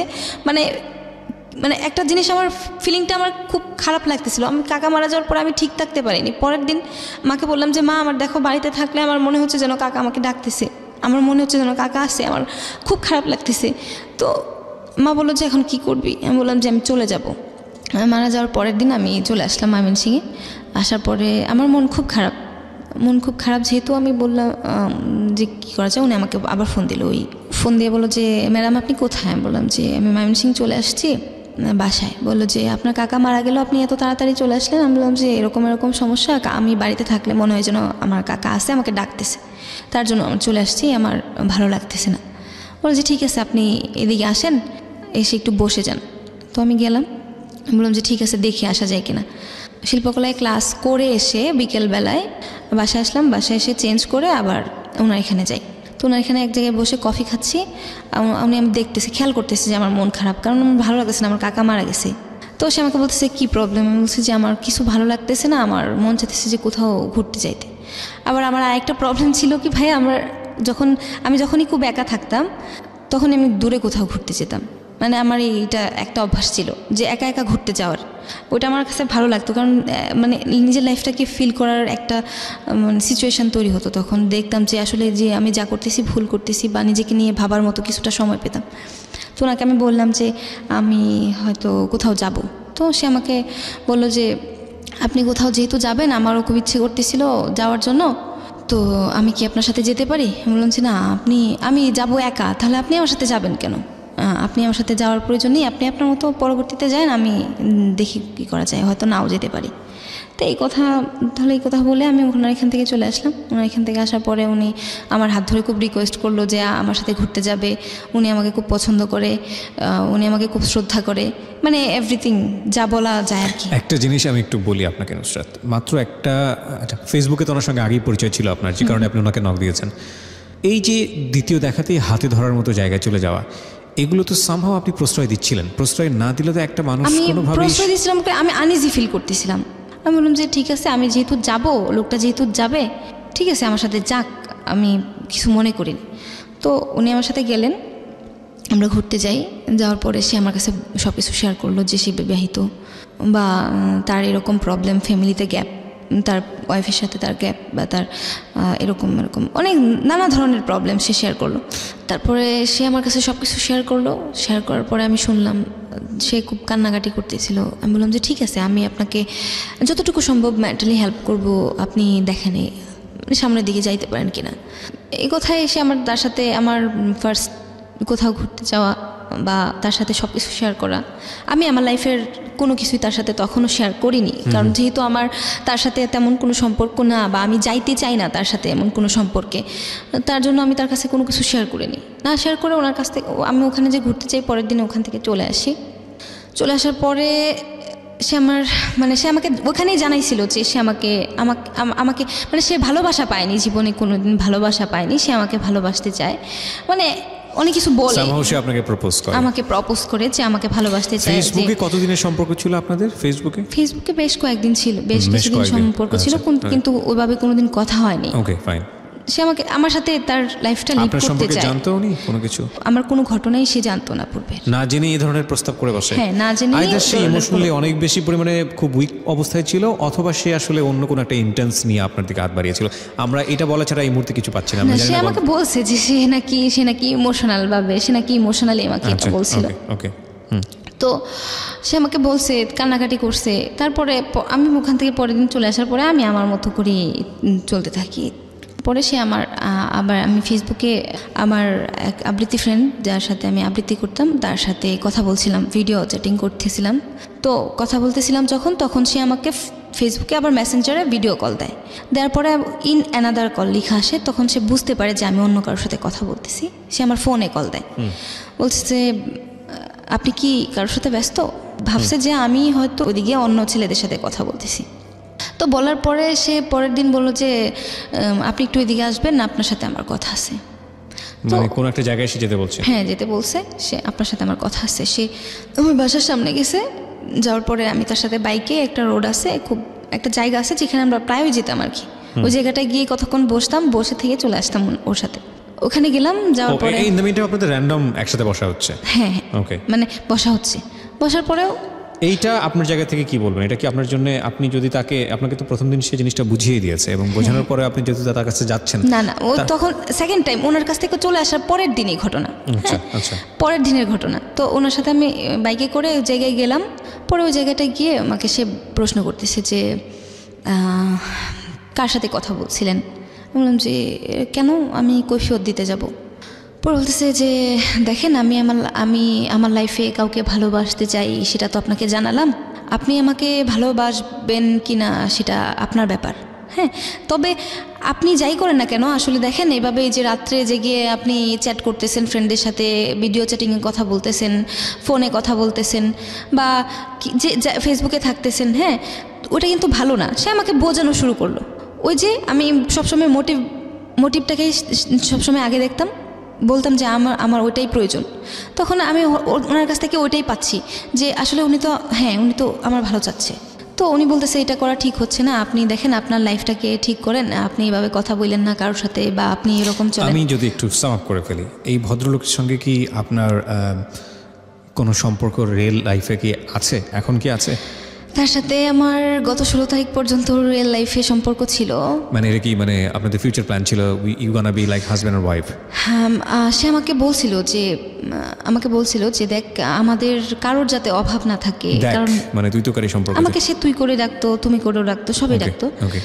তো আমাকে বলতো কতদিনের সম্পর্ক তার সাথে? আমার 1 বছরের সম্পর্ক। 1 বছরের সম্পর্ক। আমি প্রথমে যেটা পাচ্ছিলাম ঠিক সেটারই আরেকটা উল্টো পার্ট আমি বলতে পারি, যে আসিফ ছিল প্রথম ছেলেটার নাম, না আসিফ, আর এখন যেটা পেলাম ওনার নাম বোধহয় আপনি বলবেন না, বলবেন কি? নাম নাই বলি, আমি তাকে একই জিনিস আমি পাচ্ছি, নাম না বলি, আমি তাকে বাবু বলেই ডাকতাম আর কি। ওকে, সো আপনাদের মধ্যে একটা প্রেমের সম্পর্ক ছিল, এবং তার লাইফে ওয়াইফ থাকার পরেও এটা হয়েছে। হ্যাঁ, তার লাইফে ওয়াইফ থাকার পরেও সে আমাকে বলছে যে সে আমাকে ভালোবাসে। আমি আপনাকে একটু বলি নুসরাত, তার জায়গাটা আপনি ভুলে যান। সে আপনাকে কি বলেছে?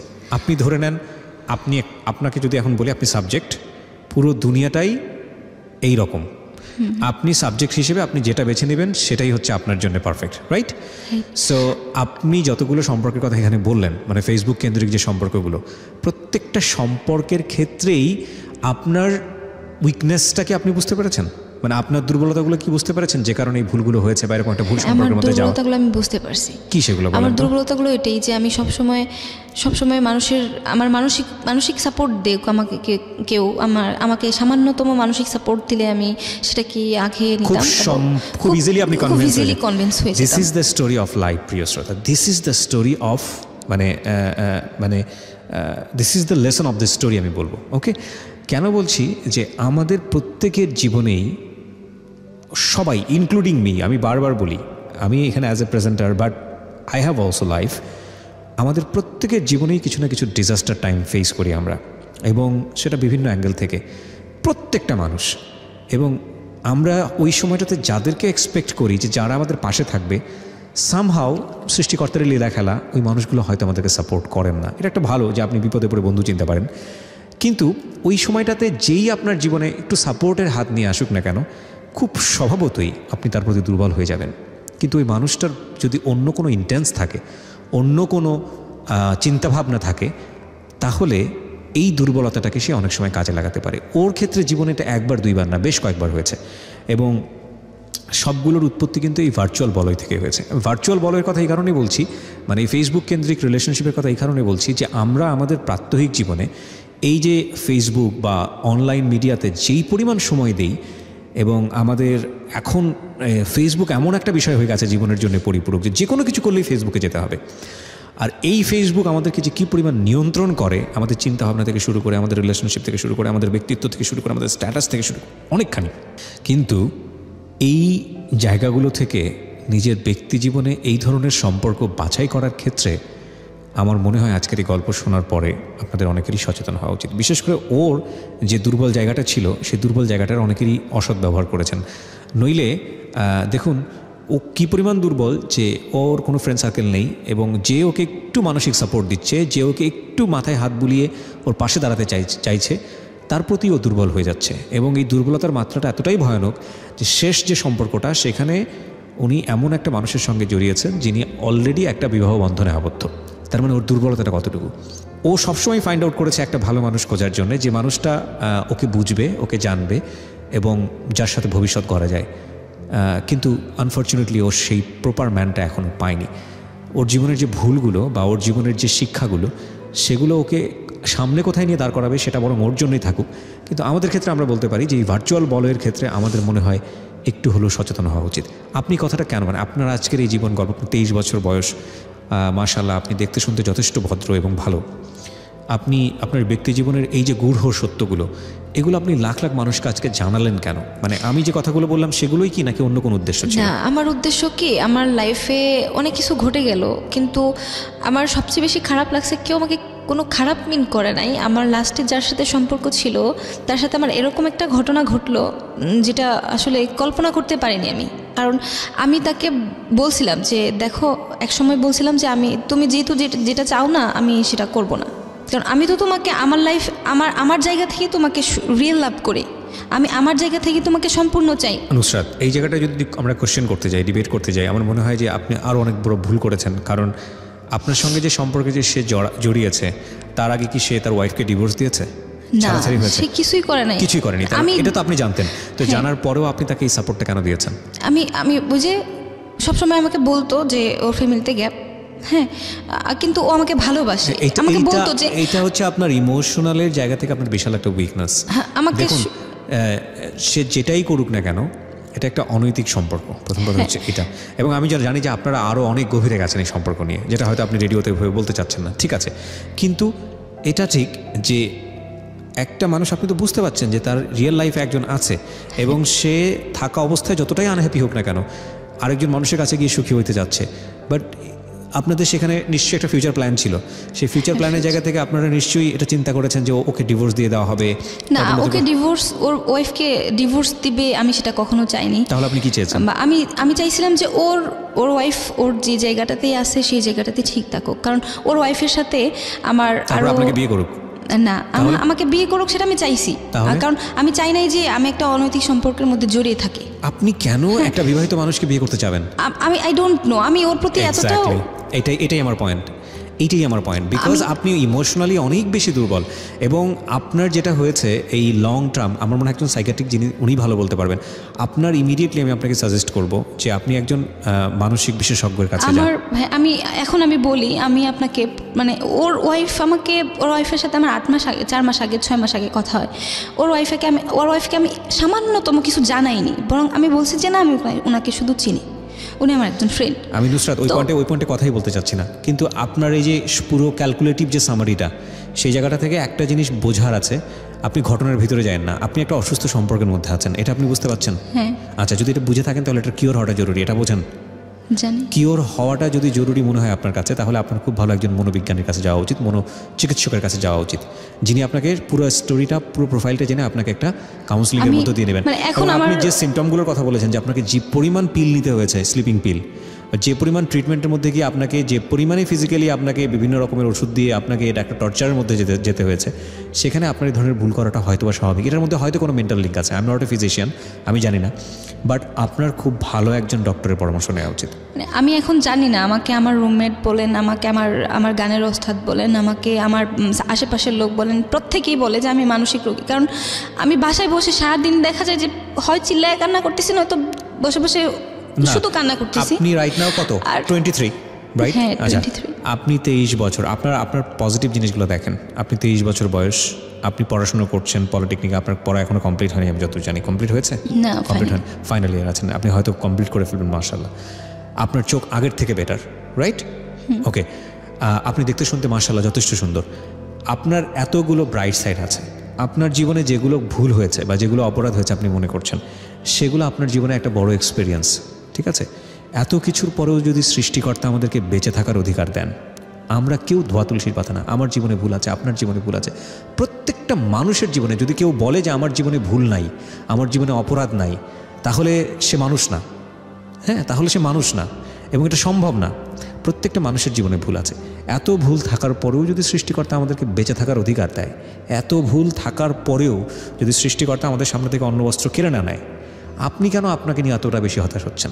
আপনার লাইফে 23 বছর গেছে, আপনার লাইফে ধরেন আপনি আরও 23 বছর বাঁচবেন। এই 23টা বছর আপনি রাইট ওয়েতে বাঁচেন, এবং সেটার জন্য আপনার ইচ্ছাই যথেষ্ট। যে সম্পর্কগুলোর মধ্য দিয়ে আপনি গেছেন, সেখানে আপনি নিজেকে রিয়েলাইজ করেন যে আপনার আসলে কী চাওয়ার দরকার ছিল। আপনি চেয়েছেন যে একটা পিসফুল রিলেশনশিপ, যে আপনাকে বুঝবে, মেন্টালি আপনাকে যে সাপোর্টটা দিবে। আপনি সেরকম মানুষ পান নাই। আপনি ট্রাই করে গেছেন, আপনি ভাবে নেন জিনিসগুলোকে, হ্যাঁ এগুলো ভুল হয়েছে, এখন তার মানে কি এটাই যে আপনার জীবনটা শেষ হয়ে গেছে? নো। দেখেন, আপনি যতক্ষণ পর্যন্ত বেঁচে থাকবেন ততক্ষণ পর্যন্ত সম্ভাবনা, ঠিক আছে? সুতরাং আমি আপনাকে সাজেস্ট করবো, go to a good psychiatrist. আপনি সাইকিয়াট্রিস্টের কাছে যান, ওনার কাছে একটা লম্বা কাউন্সিলিং নেন, ওনারকে আপনি নিয়মিত বসেন আর আপনার প্রবলেমগুলো খুলে বলেন। অ্যান্ড বিলিভ মি, হয়তো 6 মাস 1 বছর পরে আপনি হয়তো মেন্টালি এতটা ফিট হবেন যে এই এক্সপিরিয়েন্স হয়তো আপনার পরবর্তী জীবনে অসাধারণ কাজে লাগবে, ঠিক আছে? আর আপনি আজকে যে কাজটা করলেন সেটা তো অনেকের উপকার করলেন, কারণ আমি তো মনে করি ফেসবুকে বা অন্যান্য জায়গাগুলোতে অনেক ছেলে মেয়ে আছে যারা এই ধরনের রিলেশনশিপ। আমি জানি যে আমার মতো এরকম ভুল অনেক মেয়ের লাইফে হচ্ছে, কন্টিনিউয়াসলি হচ্ছে। কারণ আমি চাইতেছি যে আমি কেন আজকে এরকম লাখ লাখ মানুষের সামনে এসে আমার ভুলগুলোর কথা বললাম। আমার ভাই শুনতেছে, আমার বোন শুনবে, এটা কাউকে খারাপ চোখে দেখার কিন্তু উদ্দেশ্য না। আমার ফ্যামিলি মেম্বাররা কিন্তু সবাই শুনেই আপনার জীবনের গল্প। ভাই আপনার কিবরিয়া ভাই, আমি জানি আমার কাজিন বা আমার রুমমেট, আমার ফ্রেন্ড সার্কেল, আমার স্কুল লাইফে যারা ছিল, বা আমার ভাই শুনে, আমার বোন শুনে, সবাই শুনে। আজকে কেন আমি তাদের সামনে, আর তারা যে আমার বোনেরা, আমার ফ্যামিলি মেম্বাররা যেই ঘটনাগুলো আমার লাইফের জানে না, হ্যাঁ তারাও আজকে জানবে। তারপরেও আমি কেন বলতে আসলাম না, জানার পরে দুটো রিয়াকশন হবে। একটা হচ্ছে কেউ তুচ্ছ-তাচ্ছিল্য করবে, হ্যাঁ, আবার কেউ এই বিষয়কে খুব ভালোভাবে নিবে।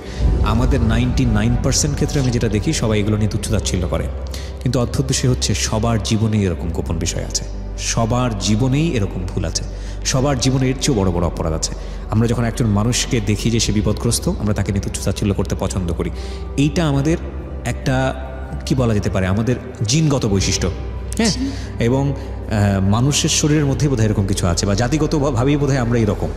কিন্তু এটা খুবই খুবই আশ্চর্যজনক হলেও সত্য যে এর মধ্যে 2-1 পাবেন যারা আপনার পাশে এসে দাঁড়াবে, এবং তাদেরও যে আসলে উদ্দেশ্যটা ভালো সেটা যাচাই করাটা কিন্তু খুবই খুবই জরুরি, নইলে এরকম ভুল আবারও হতে পারে।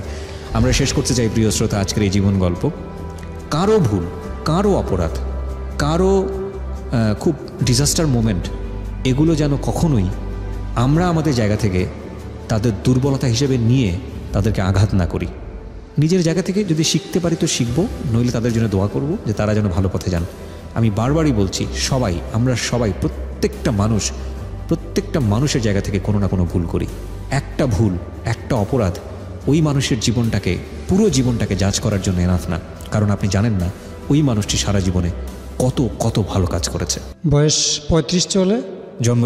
জন্ম জেলা ঢাকাতে ছিল, কিন্তু বর্তমানে আমি কুমিল্লাতে থাকি। কুমিল্লাতে থাকেন আপনি? জি। একদম ছোটবেলা থেকে শুরু করুন, যেখান থেকে আপনি শুনেছেন বা জেনেছেন, যেভাবে আপনার মেমোরি আছে। আমি মূলত, আমাকে আবিষ্কার করে একটা রশি হাতে। আপনার ফার্স্ট মেমোরি জীবনের? রশি হাতে কেমন, যেমন যে টুকরি। আচ্ছা, টুকরি। হ্যাঁ, টুকরির নিচে 4টা বেয়ারিং দিয়ে ওটা একটা গাড়ি বানিয়েছিল। আচ্ছা, ওই গাড়িটা দিয়ে রশি দিয়ে আমারে পাতা কুড়াতে দিত। আচ্ছা, তো পাতা কুড়াতে দিত যে আমি জানতাম উনি আমার মা। আচ্ছা, তো আমার মায়ের জন্য আমি লার্কি পাতা কুড়ে নিতাম, লার্কি কুড়ে নিতাম, কিন্তু আমাকে উনি ঘরে জায়গা দিতেন না। একটা কুকুরের সাথে ঘরের ধাপে, দরজার মধ্যে ধাপ আছে না, জি, ধাপের মধ্যে জায়গা দিতেন, ওইখানে আপনি ঘুমাতেন? ওখানে ঘুমাইতাম। কিন্তু ওনার স্বামী আসলে রাত্রে আমার কখনো হাত দিয়ে ধরে সরাতেন না, কিন্তু পা দিয়ে লাথি মারতেন। এইটা আপনার জীবনের প্রথম মেমোরি? আমার প্রথম মেমোরি। তখন ওনার একটা বেবি হয়েছে, বাচ্চা। তখন আমি ওই বাবু কিনে আনছে, আমি তো ছোটো মানুষ ছিলাম। ওগুলো বুঝতেন না আপনি? না, বুঝতাম না। বাবু কিনে আনছে বলে বাবুর দেখতে দে না। একদিন উনি বাথরুমে গেছে টয়লেট করতে, তখন আমি লুকিয়ে বাবু দেখতে গেছি।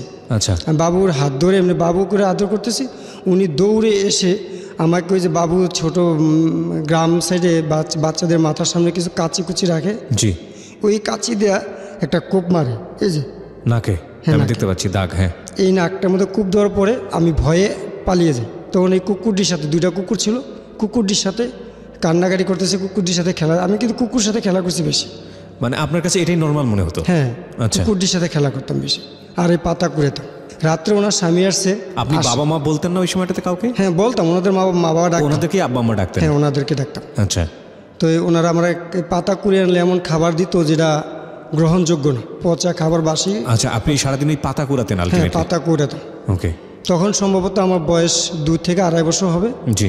তারপরে ওনার স্বামী আসলো, আসার পরে রাত্রে আমার বেদমা মার। কেন তুমি বাচ্চার কাছে গেলে? বাচ্চার কাছে গেলাম কেন? আমি অলক্ষণে, আমার অপায়া, আমার স্পর্শ লাগলে বাচ্চা মা বাবা মারা যাবে, আমি বাবা মা খেয়ে ফেলছি। কিন্তু আমি তখন এটা বুঝতাম না। আপনাকে এটা বলতো, আপনি বুঝতেন না যে আসলে হ্যাঁ, বাবা মা বুঝতাম খেয়ে না। ফেলা ব্যাপারটা কি? আমার বাবা মা কে আমি বুঝতাম না। তখন ওই রাত্রেবেলা মায়েরা আমাকে এমন মার দিল, তখন কুকুরটা এমন মানুষ উপকার করে না, কিন্তু কুকুরটা আমাকে উপকার করছে। ওনার পায়ে একটা কামড় মারছে, মারার পরে যখন পাদে মুড়া দিতে চেয়েছিল, ওইটা পারে নাই। তখন কুকুরটা আমার একটা গেঞ্জি ধরে সরিয়ে নিয়ে গেছে। পরে আমি দৌড়ে ভয়ে কবরস্থানে চলে গেছি। ওই কবরস্থানে অনেকদিন থাকতাম, মুদ্দারে খাড়ে। আপনার কখনো এরকম প্রশ্ন আসতো না যে এরকম করে কেন আমার সঙ্গে বাচ্চা কাচ্চা? না, আমি তো বুঝতাম না, আমি তো ভয় পেতাম যে মা বাবা এমন করে কেন। আচ্ছা আচ্ছা। তারপরে কবরস্থানে কদিন থাকতাম, থাকাকালীন ওনার মা ছিল বানু করে নাম। কবরস্থানে রাতের বেলা ঘুমাতেন? হ্যাঁ, মুদ্দারে খাড়ে, ওই যে লাশ টানে, হ্যাঁ, এই খাড়ে ঘুমাইতাম। কুকুরটি নিচে ঘুমাইতো, আমি খাড়ে ঘুমাইতাম। আজকের এই জীবন গল্প কোথায় গিয়ে দাঁড়ায় সেটাই দেখার বিষয়। So very pathetic. ওকে, বলুন তারপর। তারপরে একদিন আমি, একটা বাজার আছে, বাজারে গিয়ে যে পচা খাবার কুড়াইতাম, তরকারি কুড়াইতাম, এগুলি বিক্রি করতাম। বিক্রি করে তারপর নিজের পেট চালাইতাম। তখন ওনার মার ভানু বেগম আসছে, আমাকে রাস্তায় দেখতে পাইছে, দেখে উনি আমার জড়ায় ধরছে। জড়ায় ধরে বলে, কী রে ভাই তুই এই অবস্থা? তখন আমি বললাম, আমার নাকের আগা দেখে তো এটা কি হয়েছে? মা কে জড়ায় ধরেছে আপনাকে? কে জড়ায় ধরেছে? আমার নানি। নানি? হ্যাঁ, নানি। নানি মানে হচ্ছে হলো যার কাছে থাকতেন ওনার মা? ওনার মা। আচ্ছা। তখন উনি কেঁদে কেঁদে এই রাস্তার মধ্যে চিল্লে বললো আমার কাহিনী, যে তুই তো তার মেয়ে, তার ছেলে না। তোর বাবার নাম রুমান চৌধুরী, এটিএম রুমান, মায়ের নাম শাহিদা খানম রূপা চৌধুরী। তোর বাবা মা মুক্তিযোদ্ধা ছিল, তোর মা তোকে জন্ম ধর 12 ঘন্টা পরে মারা গেছে। তোর বাবা আমাদের কাছে দিয়ে গেছে 5 লক্ষ টাকা দিয়ে, 6 বছর পর্যন্ত তোকে দুধ দিয়ে লালন পালন করবে। তখন তখন একজন মাস্টার ছিল, ওনার নাম রশিদ মাস্টার। উনি তখন আমাকে এই কথা শুনে উনি আমাকে কুলে তুলে নিছে ওই বাজারের মধ্যে? হ্যাঁ, বাজারের মধ্যে মাস্টারে। আজকে উনি নেই। বয়স কত ছিল তখন আপনার আনুমানিক? তখন এই এটা আপনার হিসাব করা খুব প্রায় মুশকিল। 3 বছরের কাছাকাছি। 3 বছরের কাছাকাছি? 3 বছরের কাছাকাছি। তখন আমাকে উনি কোলে তুলে নিল, নেওয়ার পর ওনার কাছে সম্পূর্ণ হিস্ট্রি জানলে আমিও শুনলাম। ওর বাবা কি হয়েছে? মুক্তিযুদ্ধে মারা গেছে? হ্যাঁ, মুক্তিযুদ্ধে মারা যায় না। আমার আব্বা আমাকে ওনাদের কাছে 5 লক্ষ টাকা দিয়া বলছে, আমার ছেলেটাকে 6 বছর পর্যন্ত দেখবা, আমি তোকে 5 লক্ষ টাকা দিলাম, তার জন্য ছেলেটাকে সম্পূর্ণ টেক কেয়ার তোমরা করবা। আচ্ছা, এটা ওনাদেরকে বলেছে, কিন্তু ওনার বাবা কোথায় ছিল? তখন বাবা আমাকে যখন 11 মাস 26 দিন বয়স হয়েছে, তখন আমার আব্বা ভারতে গেছিল চিকিৎসার জন্য, আর ফিরে আসেনি। এই সুযোগে কিন্তু তারা ওই আমাকে এইরকম মানে কুকুর বিড়ালের মতো লালন মতো ব্যবহার করছে। আচ্ছা। তখন এই ভানু আর ওনার মেয়ের কাছে যেত না, উনি আমাকে নিয়ে ঢাকা চলে আসলো। আইসা বিভিন্ন যাদেরকে চিনতো, মাস্টার যে কোলে তুলে নিল, মাস্টার তারপরে? মাস্টার পরে বললো যে তুমি ওকে পড়াশোনা করাতে হবে। আচ্ছা। তখন উনি বললো, আমি ওর পরিচয়টা আগে তুলে ধরি। আচ্ছা। তখন উনি আমাকে নিয়ে আসলো। আইসা যে বাণিজ্য মন্ত্রী বর্তমানে আছে তোফাল সাহেব, হ্যাঁ, ওনার কাছে গেলেন। একদম ছোটবেলায়? একদম ছোটবেলায়। আচ্ছা। উনি আমাকে কোলে নিয়ে ঘুরলেন। আচ্ছা। প্রত্যেকটা মন্ত্রী এমপি যারা মুক্তিযোদ্ধা ছিল, ওনার পরিচয় মতো আমার বাবার সাথে যারা ছিল সবার কাছে গেছে। আচ্ছা। এরপরে উনি করে আমাকে আবার পড়াশোনা দিল। রশিদ মাস্টার যখন আমাকে স্কুল নিতে যেত, তখন আমাকে স্কুল ঢুকতে দিত না। আমার গায়ে ভালো কাপড় ছিল না, আমাকে দূরে পড়াতে হতো, দূরে রেখে পড়াতো আর কি, বাইরে। আচ্ছা। ওই জানলা দিয়ে বসে বসে উনি আমাকে পড়াতেন। উনি আমার এই উপকারটা করছেন, উনি এখন নেই। ওনার রুহের মাগফিরাত কামনা করি আমি। উনি খুব আমার জন্য কষ্ট করছেন। তারপরে আমাকে উনি এভাবে পড়াতেন। আমি ছিঁড়া বই দিতেন, ওগুলি আমি পড়তাম। সরু সরাই, রশি, দীর্ঘি, ABCD এগুলি বর্ণমালা যা আছে বা ক্যাপিটাল যা আছে এগুলি আমার পড়াতেন। পড়ার পরে ধীরে ধীরে তৎকালীন সময় বর্তমানে এমপি আকম বাহাউদ্দিন বাহার, উনি ছিলেন চেয়ারম্যান। আচ্ছা। উনি আমাকে তখন পড়াশোনা সম্পূর্ণ বেদমে সহযোগিতা করা শুরু করলেন। আচ্ছা। কিন্তু আমি পড়াশোনা যতটুকু করছি, আমি মোটামুটি ভালোই পড়াশোনা করে যখন নিতে আসি তখন আবার আমার মা উনি অসুস্থ হয়ে পড়েন। ওই যে আমার যে মা ছিলেন জি, উনি ওনার মাকে চাপ দিলেন, তুমি ওকে মুক্তিযোদ্ধার পরিচয় দিতে গেলে কেন? আর মুক্তিযোদ্ধা কি করতে পারছে বাংলাদেশের জন্য? মানে আপনার যে পালিত মা সে তার মাকে মানে আপনার নানুকে চাপ দিচ্ছিল। হ্যাঁ, না, মুক্তিযোদ্ধার কি করতে পারছে? আচ্ছা, একজন মুক্তিযোদ্ধা কিছুই করতে পারে, একজন রাজাকারে 1,000 লোক সৃষ্টি করতে পারছে টাকা দিয়ে, মুক্তিযোদ্ধা কি করতে পারছে? কিন্তু আমার প্রশ্ন, এখনো কি আমার বাবা মা আমার আব্বু বেঁচে আছেন? আপনি জানেন না এখন পর্যন্ত? না, জানি না। আচ্ছা, কিন্তু উনি কি মরে গেছেন না বেঁচে ওনার আছেন? কোনো আত্মীয় স্বজন ছিল না? উনি হ্যাঁ, গেছেন, উনি যার জায়গায় গেছে। তখন উনি এরপরে আমি যখন এসএসসি পরীক্ষা দিলাম 1998 সালে। এসএসসি পরীক্ষা কি আপনার ওই পালিত মায়ের কাছে থেকেই দিলেন? হ্যাঁ, পালিত মানা বাহার বাইরে আন্ডারে দিছি আমি। বাহার বাড়িটাকে? এই যে এমপি, বর্তমান এমপি। তো আপনি থাকলেন কোথায় এরপরে? থাকতাম এই রাস্তায় থাকতাম। রাস্তায় বলতে? রাস্তায় মানে রাস্তার পাশে থাকতাম, আর আমার নানু আমার পাশে থাকতো। রাস্তার পাশে কোথায় ঘুমাতেন? এই যে কোথায় ফুটপাতে দোকানের সামনে ঘুমাইতাম আর পড়াশোনা করতাম। কিভাবে পড়াশোনা করতেন? পড়াশোনা করতাম, স্কুলের সময় স্কুল যেতাম। আচ্ছা, আর এই দোকানের পাশে রাত্রে ঘুমাইতাম। দোকানের পাশে ঘুমাইতেন? হ্যাঁ, দোকানের নানু সামনে আপনার সঙ্গে ঘুমাতো? হ্যাঁ, নানু আমার সাথে ঘুমাইতো। আর কুকুর, আমি কিন্তু 110টা কুকুর পালতাম। 110টা কুকুর? 110টা কুকুর পালতাম। এদেরকে মুরগি, ওই বিভিন্ন মরা মুরগি টুরগি এনে খাওয়াইতাম। আমার কুকুরটি আমার খুব আদর করতো। ওই কুকুরই আপনার বন্ধু ছিল? আমার সঙ্গীর সাথে ছিল কুকুর। আচ্ছা, এভাবে যাক আমার জীবন চলছে। তো আপনি স্কুলে পড়তেন আর বাকি সময়টা কিভাবে পড়াশোনা করতেন? বাকি সময়টা ওই দোকানের সামনে মাঠে বৈশা পড়তাম। আর বাহার ভাই বলতো এবার পড়বি। কোন বাহারে? এমপি বাহার? এমপি বাহার। কোন এমপি? কোন এলাকার এমপি উনি? এটা হচ্ছে 6 আসন কুমিল্লা। কুমিল্লা? উনি কি এখনো এমপি আছেন? হ্যাঁ, আকম বাহাদুর বাহার। উনি এখনো এমপি আছেন? এখনো এমপি আছেন। আমরা আমাদের এই অনুষ্ঠান থেকে আপনাকে রেসপেক্ট জানাই, এবং অবশ্যই আমরা চাইবো যে যদি ভবিষ্যতে কোনোদিন ওনার বিষয় নিয়ে আপনার সঙ্গে কথা হয় তাহলে ইন ডিটেল হয়তো আপনার কাছ থেকে জানতে পারবো আরও। কিন্তু আমরা আমাদের এই অনুষ্ঠানের মাধ্যমে আপনাকে শ্রদ্ধা জানাচ্ছি। যেটা উনি বললেন সেটা যদি সত্য হয়ে থাকে, রেসপেক্ট আপনার প্রতি। হ্যাঁ, বলুন। তারপরে এসএসসি পরীক্ষা দেওয়ার পরে উনি আর 98 সালে আমার নানু আমাকে নিয়ে আসলো ঢাকায়। আইসা আব্দুল মতিন খসরুস তৎকালীন আইনমন্ত্রী ছিলেন, ওনার সাথে বলার পর উনিকে আমি তো চিনি, আপনি কী কই থাকেন? তো বলে আমি কুমিল্লা থাকি, আমার মেয়ে নিয়ে আমার কাছে 10 ছেলেটার দিয়ে গেছিলো, এখন উনি আসেন, এখন কী করবো? ঠিক আছে, আপনার প্রাইম মিনিস্টার দেখা করেন। আচ্ছা, তখন প্রাইম মিনিস্টারের সাথে কত সালের দিকে মনে আছে? কত সালে? 98 সালে। আচ্ছা, তখন উনি আমাকে নিয়ে প্রাইম মিনিস্টার দেখা করলো, একটা ডিউ দিল, উনি চিঠি দিল। আর আমার বাবার যে কাগজপত্র উনি নিয়ে আমাদের মাননীয় প্রধানমন্ত্রীর কাছে দিলেন।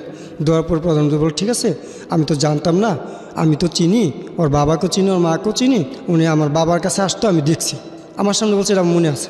আচ্ছা, তখন আমিও খুশি হয়েছি, আমার নানুও খুশি হয়েছে, হয়তো আমার একটা গতি হবে। পরে এর মধ্যে কিছু কথা আছে, আমি তৎকালীন নানির সাথে থাকতাম তো, আর এই হকারি করতাম। জি, আমি এরকম যষ্ট মধু বিভিন্ন জিনিস বিক্রি করতাম ওই সময়টাতে। ওই সময় এসএসসি পরীক্ষার আগে না পরে? পরে। আচ্ছা, এই বাবারে খুঁজতে আসতাম, বাবার তথ্য নিতে আসতাম না। বাবার তথ্য নিতে কোথায় আসতেন? এই যে ঢাকা আসতাম, মুক্তিযোদ্ধাদের কাছে বিভিন্ন জায়গায় আসতাম নানুর সাথে, তখন এই ব্যবসা করতাম। আচ্ছা, এই যে বাবার তথ্য নিতে আপনি যেতেন, বাবা কোথায় যুদ্ধ করেছে, কত নম্বর সেক্টরে করেছে, এগুলো কি জানতেন? এমনি আমি কিছু জানতাম, কাগজপত্র দেখছিলাম, কাগজপত্র তো আমাদের ওই যে বললাম মাননীয় প্রধানমন্ত্রীর কাছে দিয়ে দিছি, উনি আমার সামনে রেখে। আচ্ছা, ঠিক আছে, হ্যাঁ বলেন। তারপরে আমি এই হকারি করতাম, আর এই মাকে নিয়ে টাকা দিতাম, মা টাকা খাইতো, এভাবে চলতো। এবার 2000 সালে আমার নানু মারা গেল। আচ্ছা, 2000 সালে আমার নানু মারা গেলো। ওই যে আমাকে কেন মুক্তিযোদ্ধা পরিচয় দেয় এইভাবে বলে আমার নানু গায়ে হাত তুললো। কে হাত তুললো? আমার এই মা, আমার ওনার স্বামী আর উনি মিল্লা ওনাকে মারলো। মারার পর উনি তার 3 মাস পরে মারা গেছে। আমি চিকিৎসা করতে পারিনি আমার নানুর টাকার কারণে। আমি যা কামাই করতাম তাই মার কাছে দিতাম। টাকা দিতে পারলে উনি আমাকে আদর করতেন, আর ওই বাইরে খাবার দিতেন, ঘরে জায়গা দিতেন না আমাকে, কখন উনি ঘরে জায়গা দিতেন না। ওনার ছেলে মেয়ে কয়টা ছিল? ওনার একটা মেয়ে এখন আছে। তারপর এভাবে হকারি করতাম, হকারি করতে করতে এভাবে উনিও আবার 2001-এ মারা গেছে। আপনার মাও 2001-এ মারা গেল? একে মারা গেছে। তখন আমার পাশে কেউ নেই, মা জানতাম যে মাও নাই। আমি তো জানি মা এখন পরিচিত দাও মা না, তারপরে মা ডাকতাম, আমার খুব শান্তি লাগতো। আদর না করো, কিন্তু দুধ খাওয়াইছে আমাকে, দুধ দিয়ে বড় করছে। আমি যে 12 ঘন্টা আগে পরে মা মারা গেছে, তখন যদি দুধ দিতাম মারা যেতাম।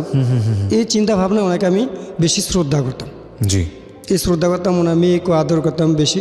এইভাবে আমি ওনাকে এই টাকা পয়সা যা পাইতাম তা দিতাম। 2001 সাল গেল, 2003 এমনি 4 21শে আগস্ট হলো না। জি, এখানে আসলাম সবাই, যদি আমি বাবাকে পাই, যেহেতু প্রধানমন্ত্রী জানে, আমার চিন্তা যে প্রধানমন্ত্রী যেহেতু জানে, আমাকে না খুঁজতে পারলে উনিও আমাকে দেখলো চিনবে, উনি আমি চিনতে পারবে, কিন্তু ওখানে গ্রেনেডটা আঘাতে আমার এই যে পিঠে একটা আঘাত পড়ছে। আপনারা কিসের ঘটনা বুঝিনি? গ্রেনেড মানে কিসের কি? আমাকে একটু ঘটনাটা খুলে বলুন। 21শে আগস্ট। 21শে আগস্টে কোথায় ছিলেন আপনি? এই যে বঙ্গবন্ধু এভিনিউতে। আচ্ছা, ওখানে আপনি কি মিছিলের বা মিছিলে না, সভা শুনতে আসছিলাম। আচ্ছা, অর্থাৎ আমার লক্ষ্য ছিল আমার বাবাকে নিয়ে পাই। এখানে গেলে আমি এখনও যেখানে সভা হয় ওখানে আমি যাই, মুক্তিযোদ্ধাদের কথা যেখানে হয় ওখানেই যাই, ওখানে গিয়ে বাবার তথ্য করি, খুঁজি, কিন্তু আজও আমি বাবার তথ্য পাইনি। স্বাধীনতার মাস চলছে প্রিয় শ্রোতা, এবং আমরা জানি একথা বলার অপেক্ষা রাখে না, এদেশের কিছু বীর সেনা, কিছু বীর মুক্তিযোদ্ধা এবং সহস্র প্রাণের বিনিময়ে, লাখ লাখ প্রাণের বিনিময়ে, ইজ্জত, সম্ভ্রম, জীবন সব কিছু ত্যাগের বিনিময়ে আমাদের এই আঁকাবাঁকা মানচিত্র, আমাদের এই ভূখণ্ড, আমাদের এই স্বাধীন বাংলাদেশ, যে ইতিহাস বইয়ের পাতায় লেখা আছে, যে ইতিহাস আমরা সাধারণত পড়ি, সেই ইতিহাসের বাইরে অনেক বড় অজানা ইতিহাস, কিংবা এই রকম পথে প্রান্তরে ছড়িয়ে ছিটিয়ে থাকা একেবারে প্রান্তিক পর্যায়ের মানুষের যে জীবন গল্প, যেটা স্বাধীনতার সাথে মিশে যায়, যেটা অজানা যুদ্ধ কাহিনীর সঙ্গে মিশে যায়, সেরকম অসংখ্য অজানা কাহিনী হয়তোবা ছড়িয়ে ছিটিয়ে আছে।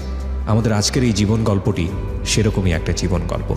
আজকের এই গল্পের মধ্য দিয়ে আমরা যে জামানকে চিনব, বা যে জামানের পরিচয়কে এখানে উপস্থাপিত করছি, বা যে গল্পের যে লেসনটা পাচ্ছি, সেটার মধ্য দিয়ে আমরা রেসপেক্ট জানাতে চাই সকল মুক্তিযোদ্ধাদের, সকল আত্মত্যাগী বীর মুক্তিযোদ্ধাদের, যারা নিজের জীবন বাজি রেখে আমাদের এই দেশটা উপহার দিয়েছেন। 21শে আগস্টের ঘটনা আপনি বলছিলেন, কি হয়েছিল আমাকে একটু বলেন তো। 21শে আগস্টে আমি যে স্টেডিয়ামের গেটে ছিলাম। আচ্ছা, স্টেডিয়ামের গেটে গিয়েছিলাম, তখন হঠাৎ একটা বিকট শব্দ হলো। বিকট শব্দ হওয়ার পর অনেক মানুষ তাড়াতাড়ি দৌড়াদৌড়ি চিল্লাপাল্লা লাগাই দিয়েছে। তখন আমিও এবার পিছিয়ে ফিরছি, আমার পিঠে আইয়া একটা কি জানি পড়ছে, এই যে পিঠটা আঘাত আছে। আপনি একটু উঠে দাঁড়াবেন, আমাকে সাফন আমাকে একটু হেল্প করো। হ্যাঁ, আমি দেখতে পাচ্ছি, ঠিক আছে।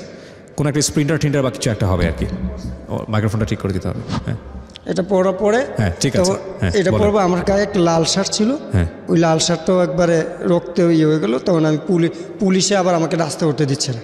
আচ্ছা, তখন আমি যাবো কোথায়? তখন আমি স্টেডিয়ামের ভিতরে দৌড় দিছি।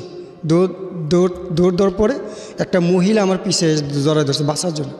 ওই মহিলাটা মারা গেছে ওখানে আমার সামনে, আমি দেখছি আমার সামনে মারা গেলো। মহিলার চারটাইয়া এমনভাবে মারা গেলো, এমন বিমর্ষ মরা আমার জীবনে এই ফার্স্ট আমি দেখছি। আমি তখনই ভাবছি যে মুক্তিযুদ্ধ চলাকালীন সম্ভবত আরও বিভৎস মরা মরছে, আরও করুণভাবে মানুষ মারা গেছে। ওই মহিলার পরনে একটা বিন্দু কাপড় ছিল না। পরে দেখলাম যে একটা গাড়ি আসলো, আইসে অনেক লাশ উঠে নিয়ে গেল।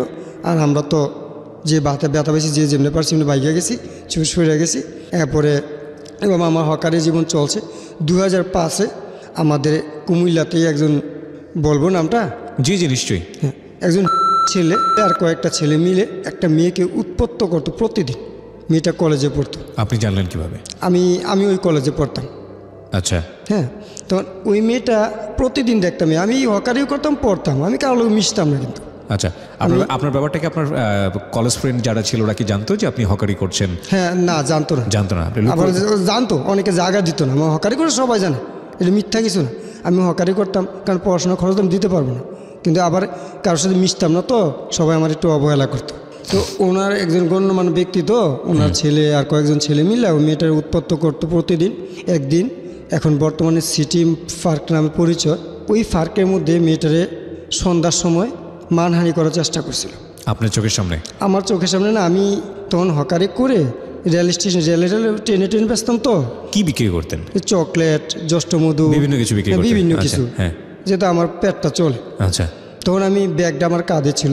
আমি তখন দেখি এই মেয়েটা চিৎকার, আমি কেড়ে চিৎকার করে তখন পার্কের ভিতর ঢুকছি। ঢুইকা একটা জঙ্গল আছে, তখন এখন তো সুন্দর হয়েছে, তখন জঙ্গলা ছিল। তখন ওখানে গিয়ে দেখি এই মেয়েটার ওনারা দেখে আমি চিনছি। তখন দেখে আমি ওদেরকে 3-4 জন ছিল, ওদের উপর আমি ঝাঁপাই পড়ছি, ওদেরকে আঘাত করছি।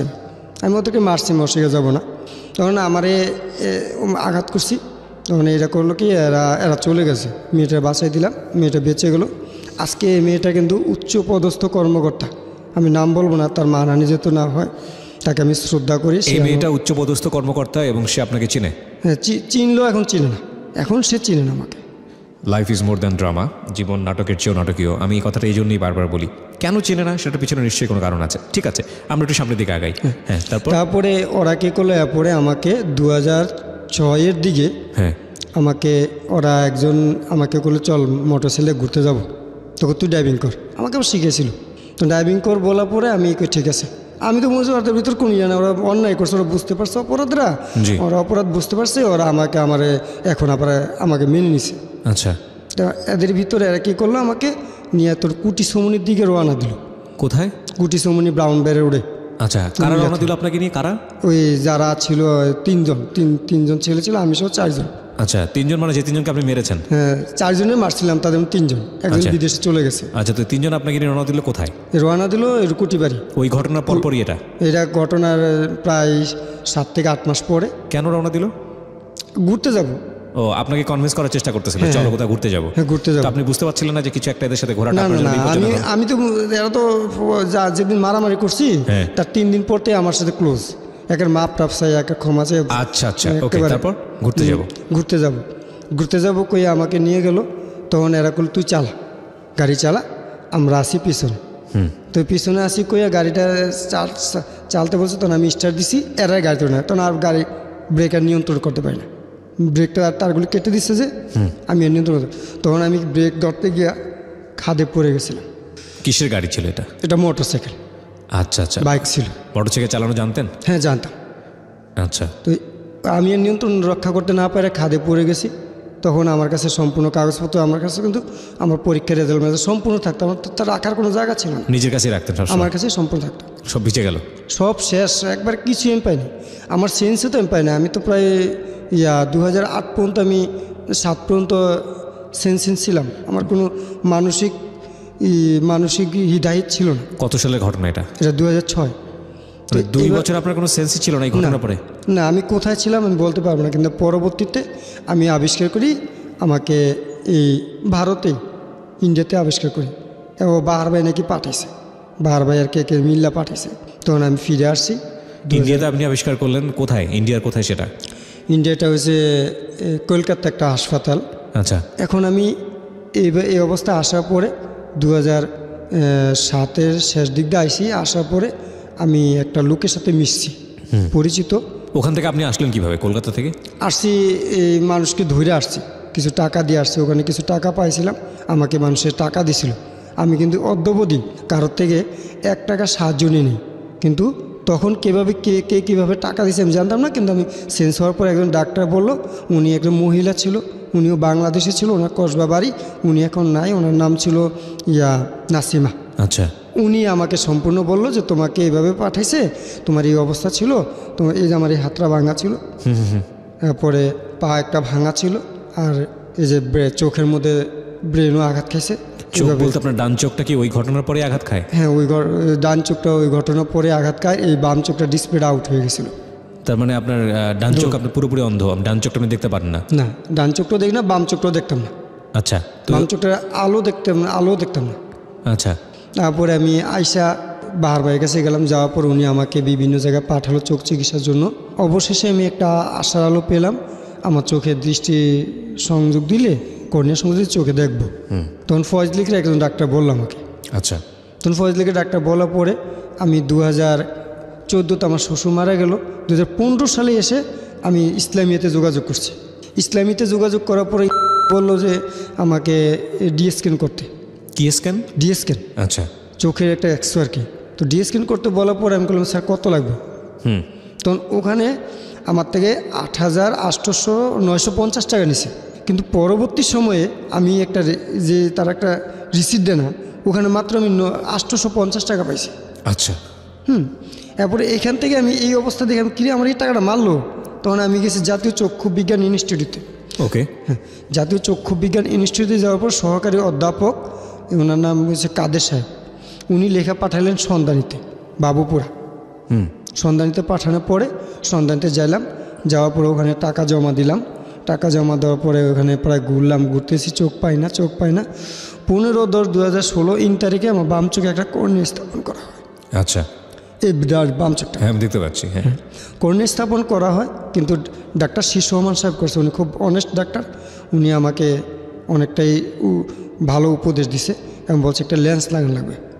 বর্তমান অবস্থায় এমন আমি আছি, আমার কোনো অর্থ নাই, আমি আর্থিক আপনি সংকটে দেখতে পান বাম চোখ দিয়ে এখন? হ্যাঁ, এমনি দেখতে পেয়ে যে আপনাকে দেখি, কিন্তু বড় বড় দেখতেছেন অনেক? অনেক বড়। আচ্ছা, অক্ষর দেখি না, অক্ষরও বুঝি না, অনেক বড় বড় দেখি, কিন্তু আমার সিলাইও কাটে না এখন টাকার জন্য। ওই হোন্ডার অ্যাক্সিডেন্টের কারণেই আপনার এই অবস্থা? এই অবস্থা। এর মধ্যে আবার ওই চোখ চিকিৎসার সময় আমারও কিছু টাকা ছিল, এবার কারিতাস বাংলাদেশ থেকে 25,000 টাকা দিল, আকমো বাহাদুর বাহার ভাই দিল 11,000 টাকা, মতিন ভাই দিল 6,000 টাকা, সাবেক লমিন শাহ আব্দুল মতিন খুসরু। ঠিক আছে, হ্যাঁ। এইভাবে আমার চোখ চিকিৎসা মোটামুটি আগাইতেছে যে এখন যে আমার চোখ লাগানোর পর আমার কামাই বন্ধ, ব্যবসা বন্ধ। কেন? কারণ আমি তো চোখের জন্য কোনো ব্যবসা করতে পারি আপনি না। কি কাজ করেন এখন? বই বেচতাম। ওই বই ভ্যান দিয়ে। হকারি করতেন? হ্যাঁ, হকারি।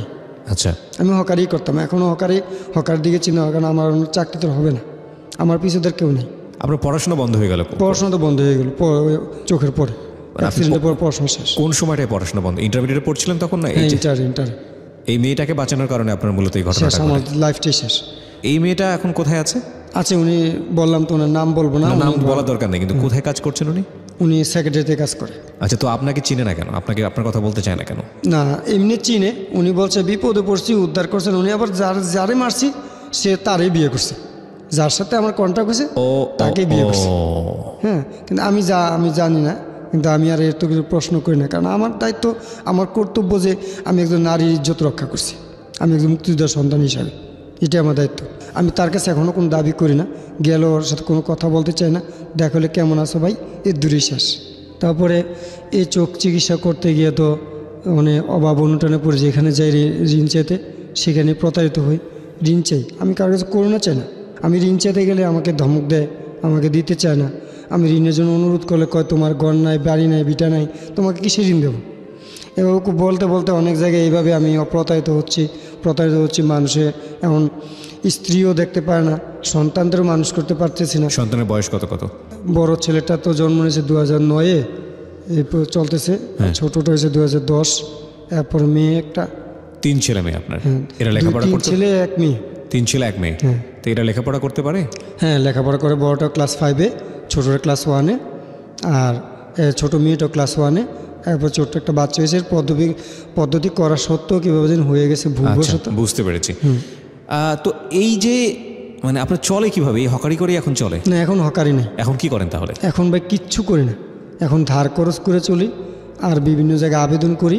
আবেদন করলে যদি 2 টাকা পাই তো চলি, নাইলে নাই। আমার গত সেপ্টেম্বর মাস থেকে আমার ঘরে আটা বিহিত চাল আসে না। আটা ছাড়া আমার চাল জোড়াতে পারি না, আমার সন্তানদের আটা রুটি খাওয়াই পারি। আমি যে আজকে এখানে আসছি, আমার একটা রূপার চেন ছিল আমার গলায়, 14 আনি 4 তোলা 4 রত্ত ওজনের, 230 টাকা বিক্রি করতে এখানে আসছি।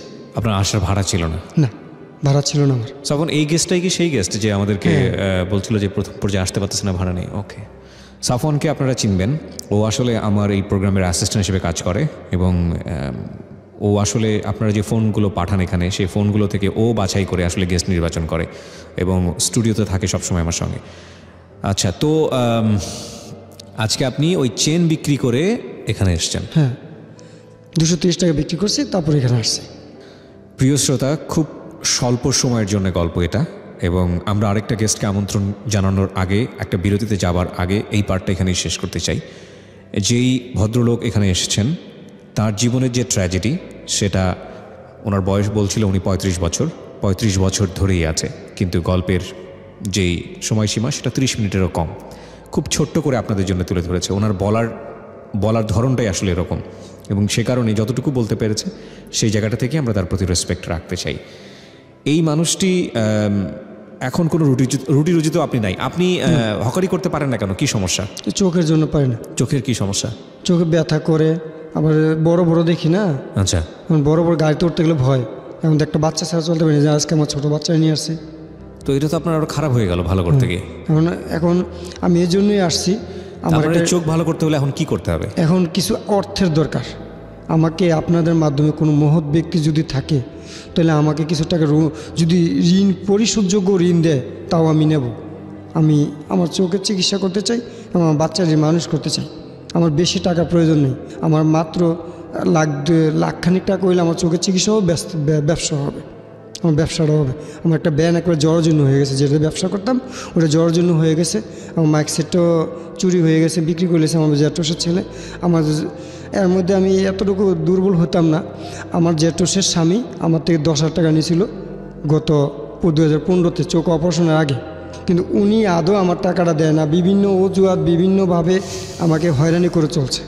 তাই আমি আপনাদের মাধ্যমে যে কোনো মহৎ ব্যক্তি, অনেক লাখ লাখ শ্রোতারা শুনেন, আমি আপনাদের দৃষ্টি আকর্ষণ করছি এই ঢাকা এফএমের মাধ্যমে।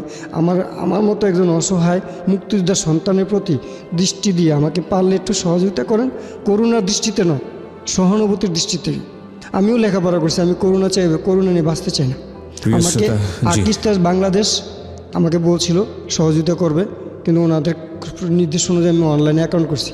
পরবর্তী বলে যাব না, যেখানে আমি প্রতারিত হয়েছি, যেখানে আমার থেকে 8,950 টাকা নিয়ে মাত্র 900 টাকা রিসিট দেয়, সেই জায়গায় আমি যাব না, কারণ ওখানে আমার অপারেশন হয়নি। তো আমার অপারেশন হচ্ছে সন্ধানীতে। আপনার জীবনটা অত্যন্ত জটিল একটি জীবন, এটা বলতেই হবে। তবে অবশ্যই আপনি ফাইট করে চলেছেন, এটাই হচ্ছে বড় কথা। আমরা ভরসা রাখতে চাই মানুষের প্রতি। একটা কথা আছে, বিশ্বাস হারানো পাপ। আপনাকে যদি কেউ হেল্প করতে চায়, নিশ্চয়ই আমরা আপনার সঙ্গে যোগাযোগ করব।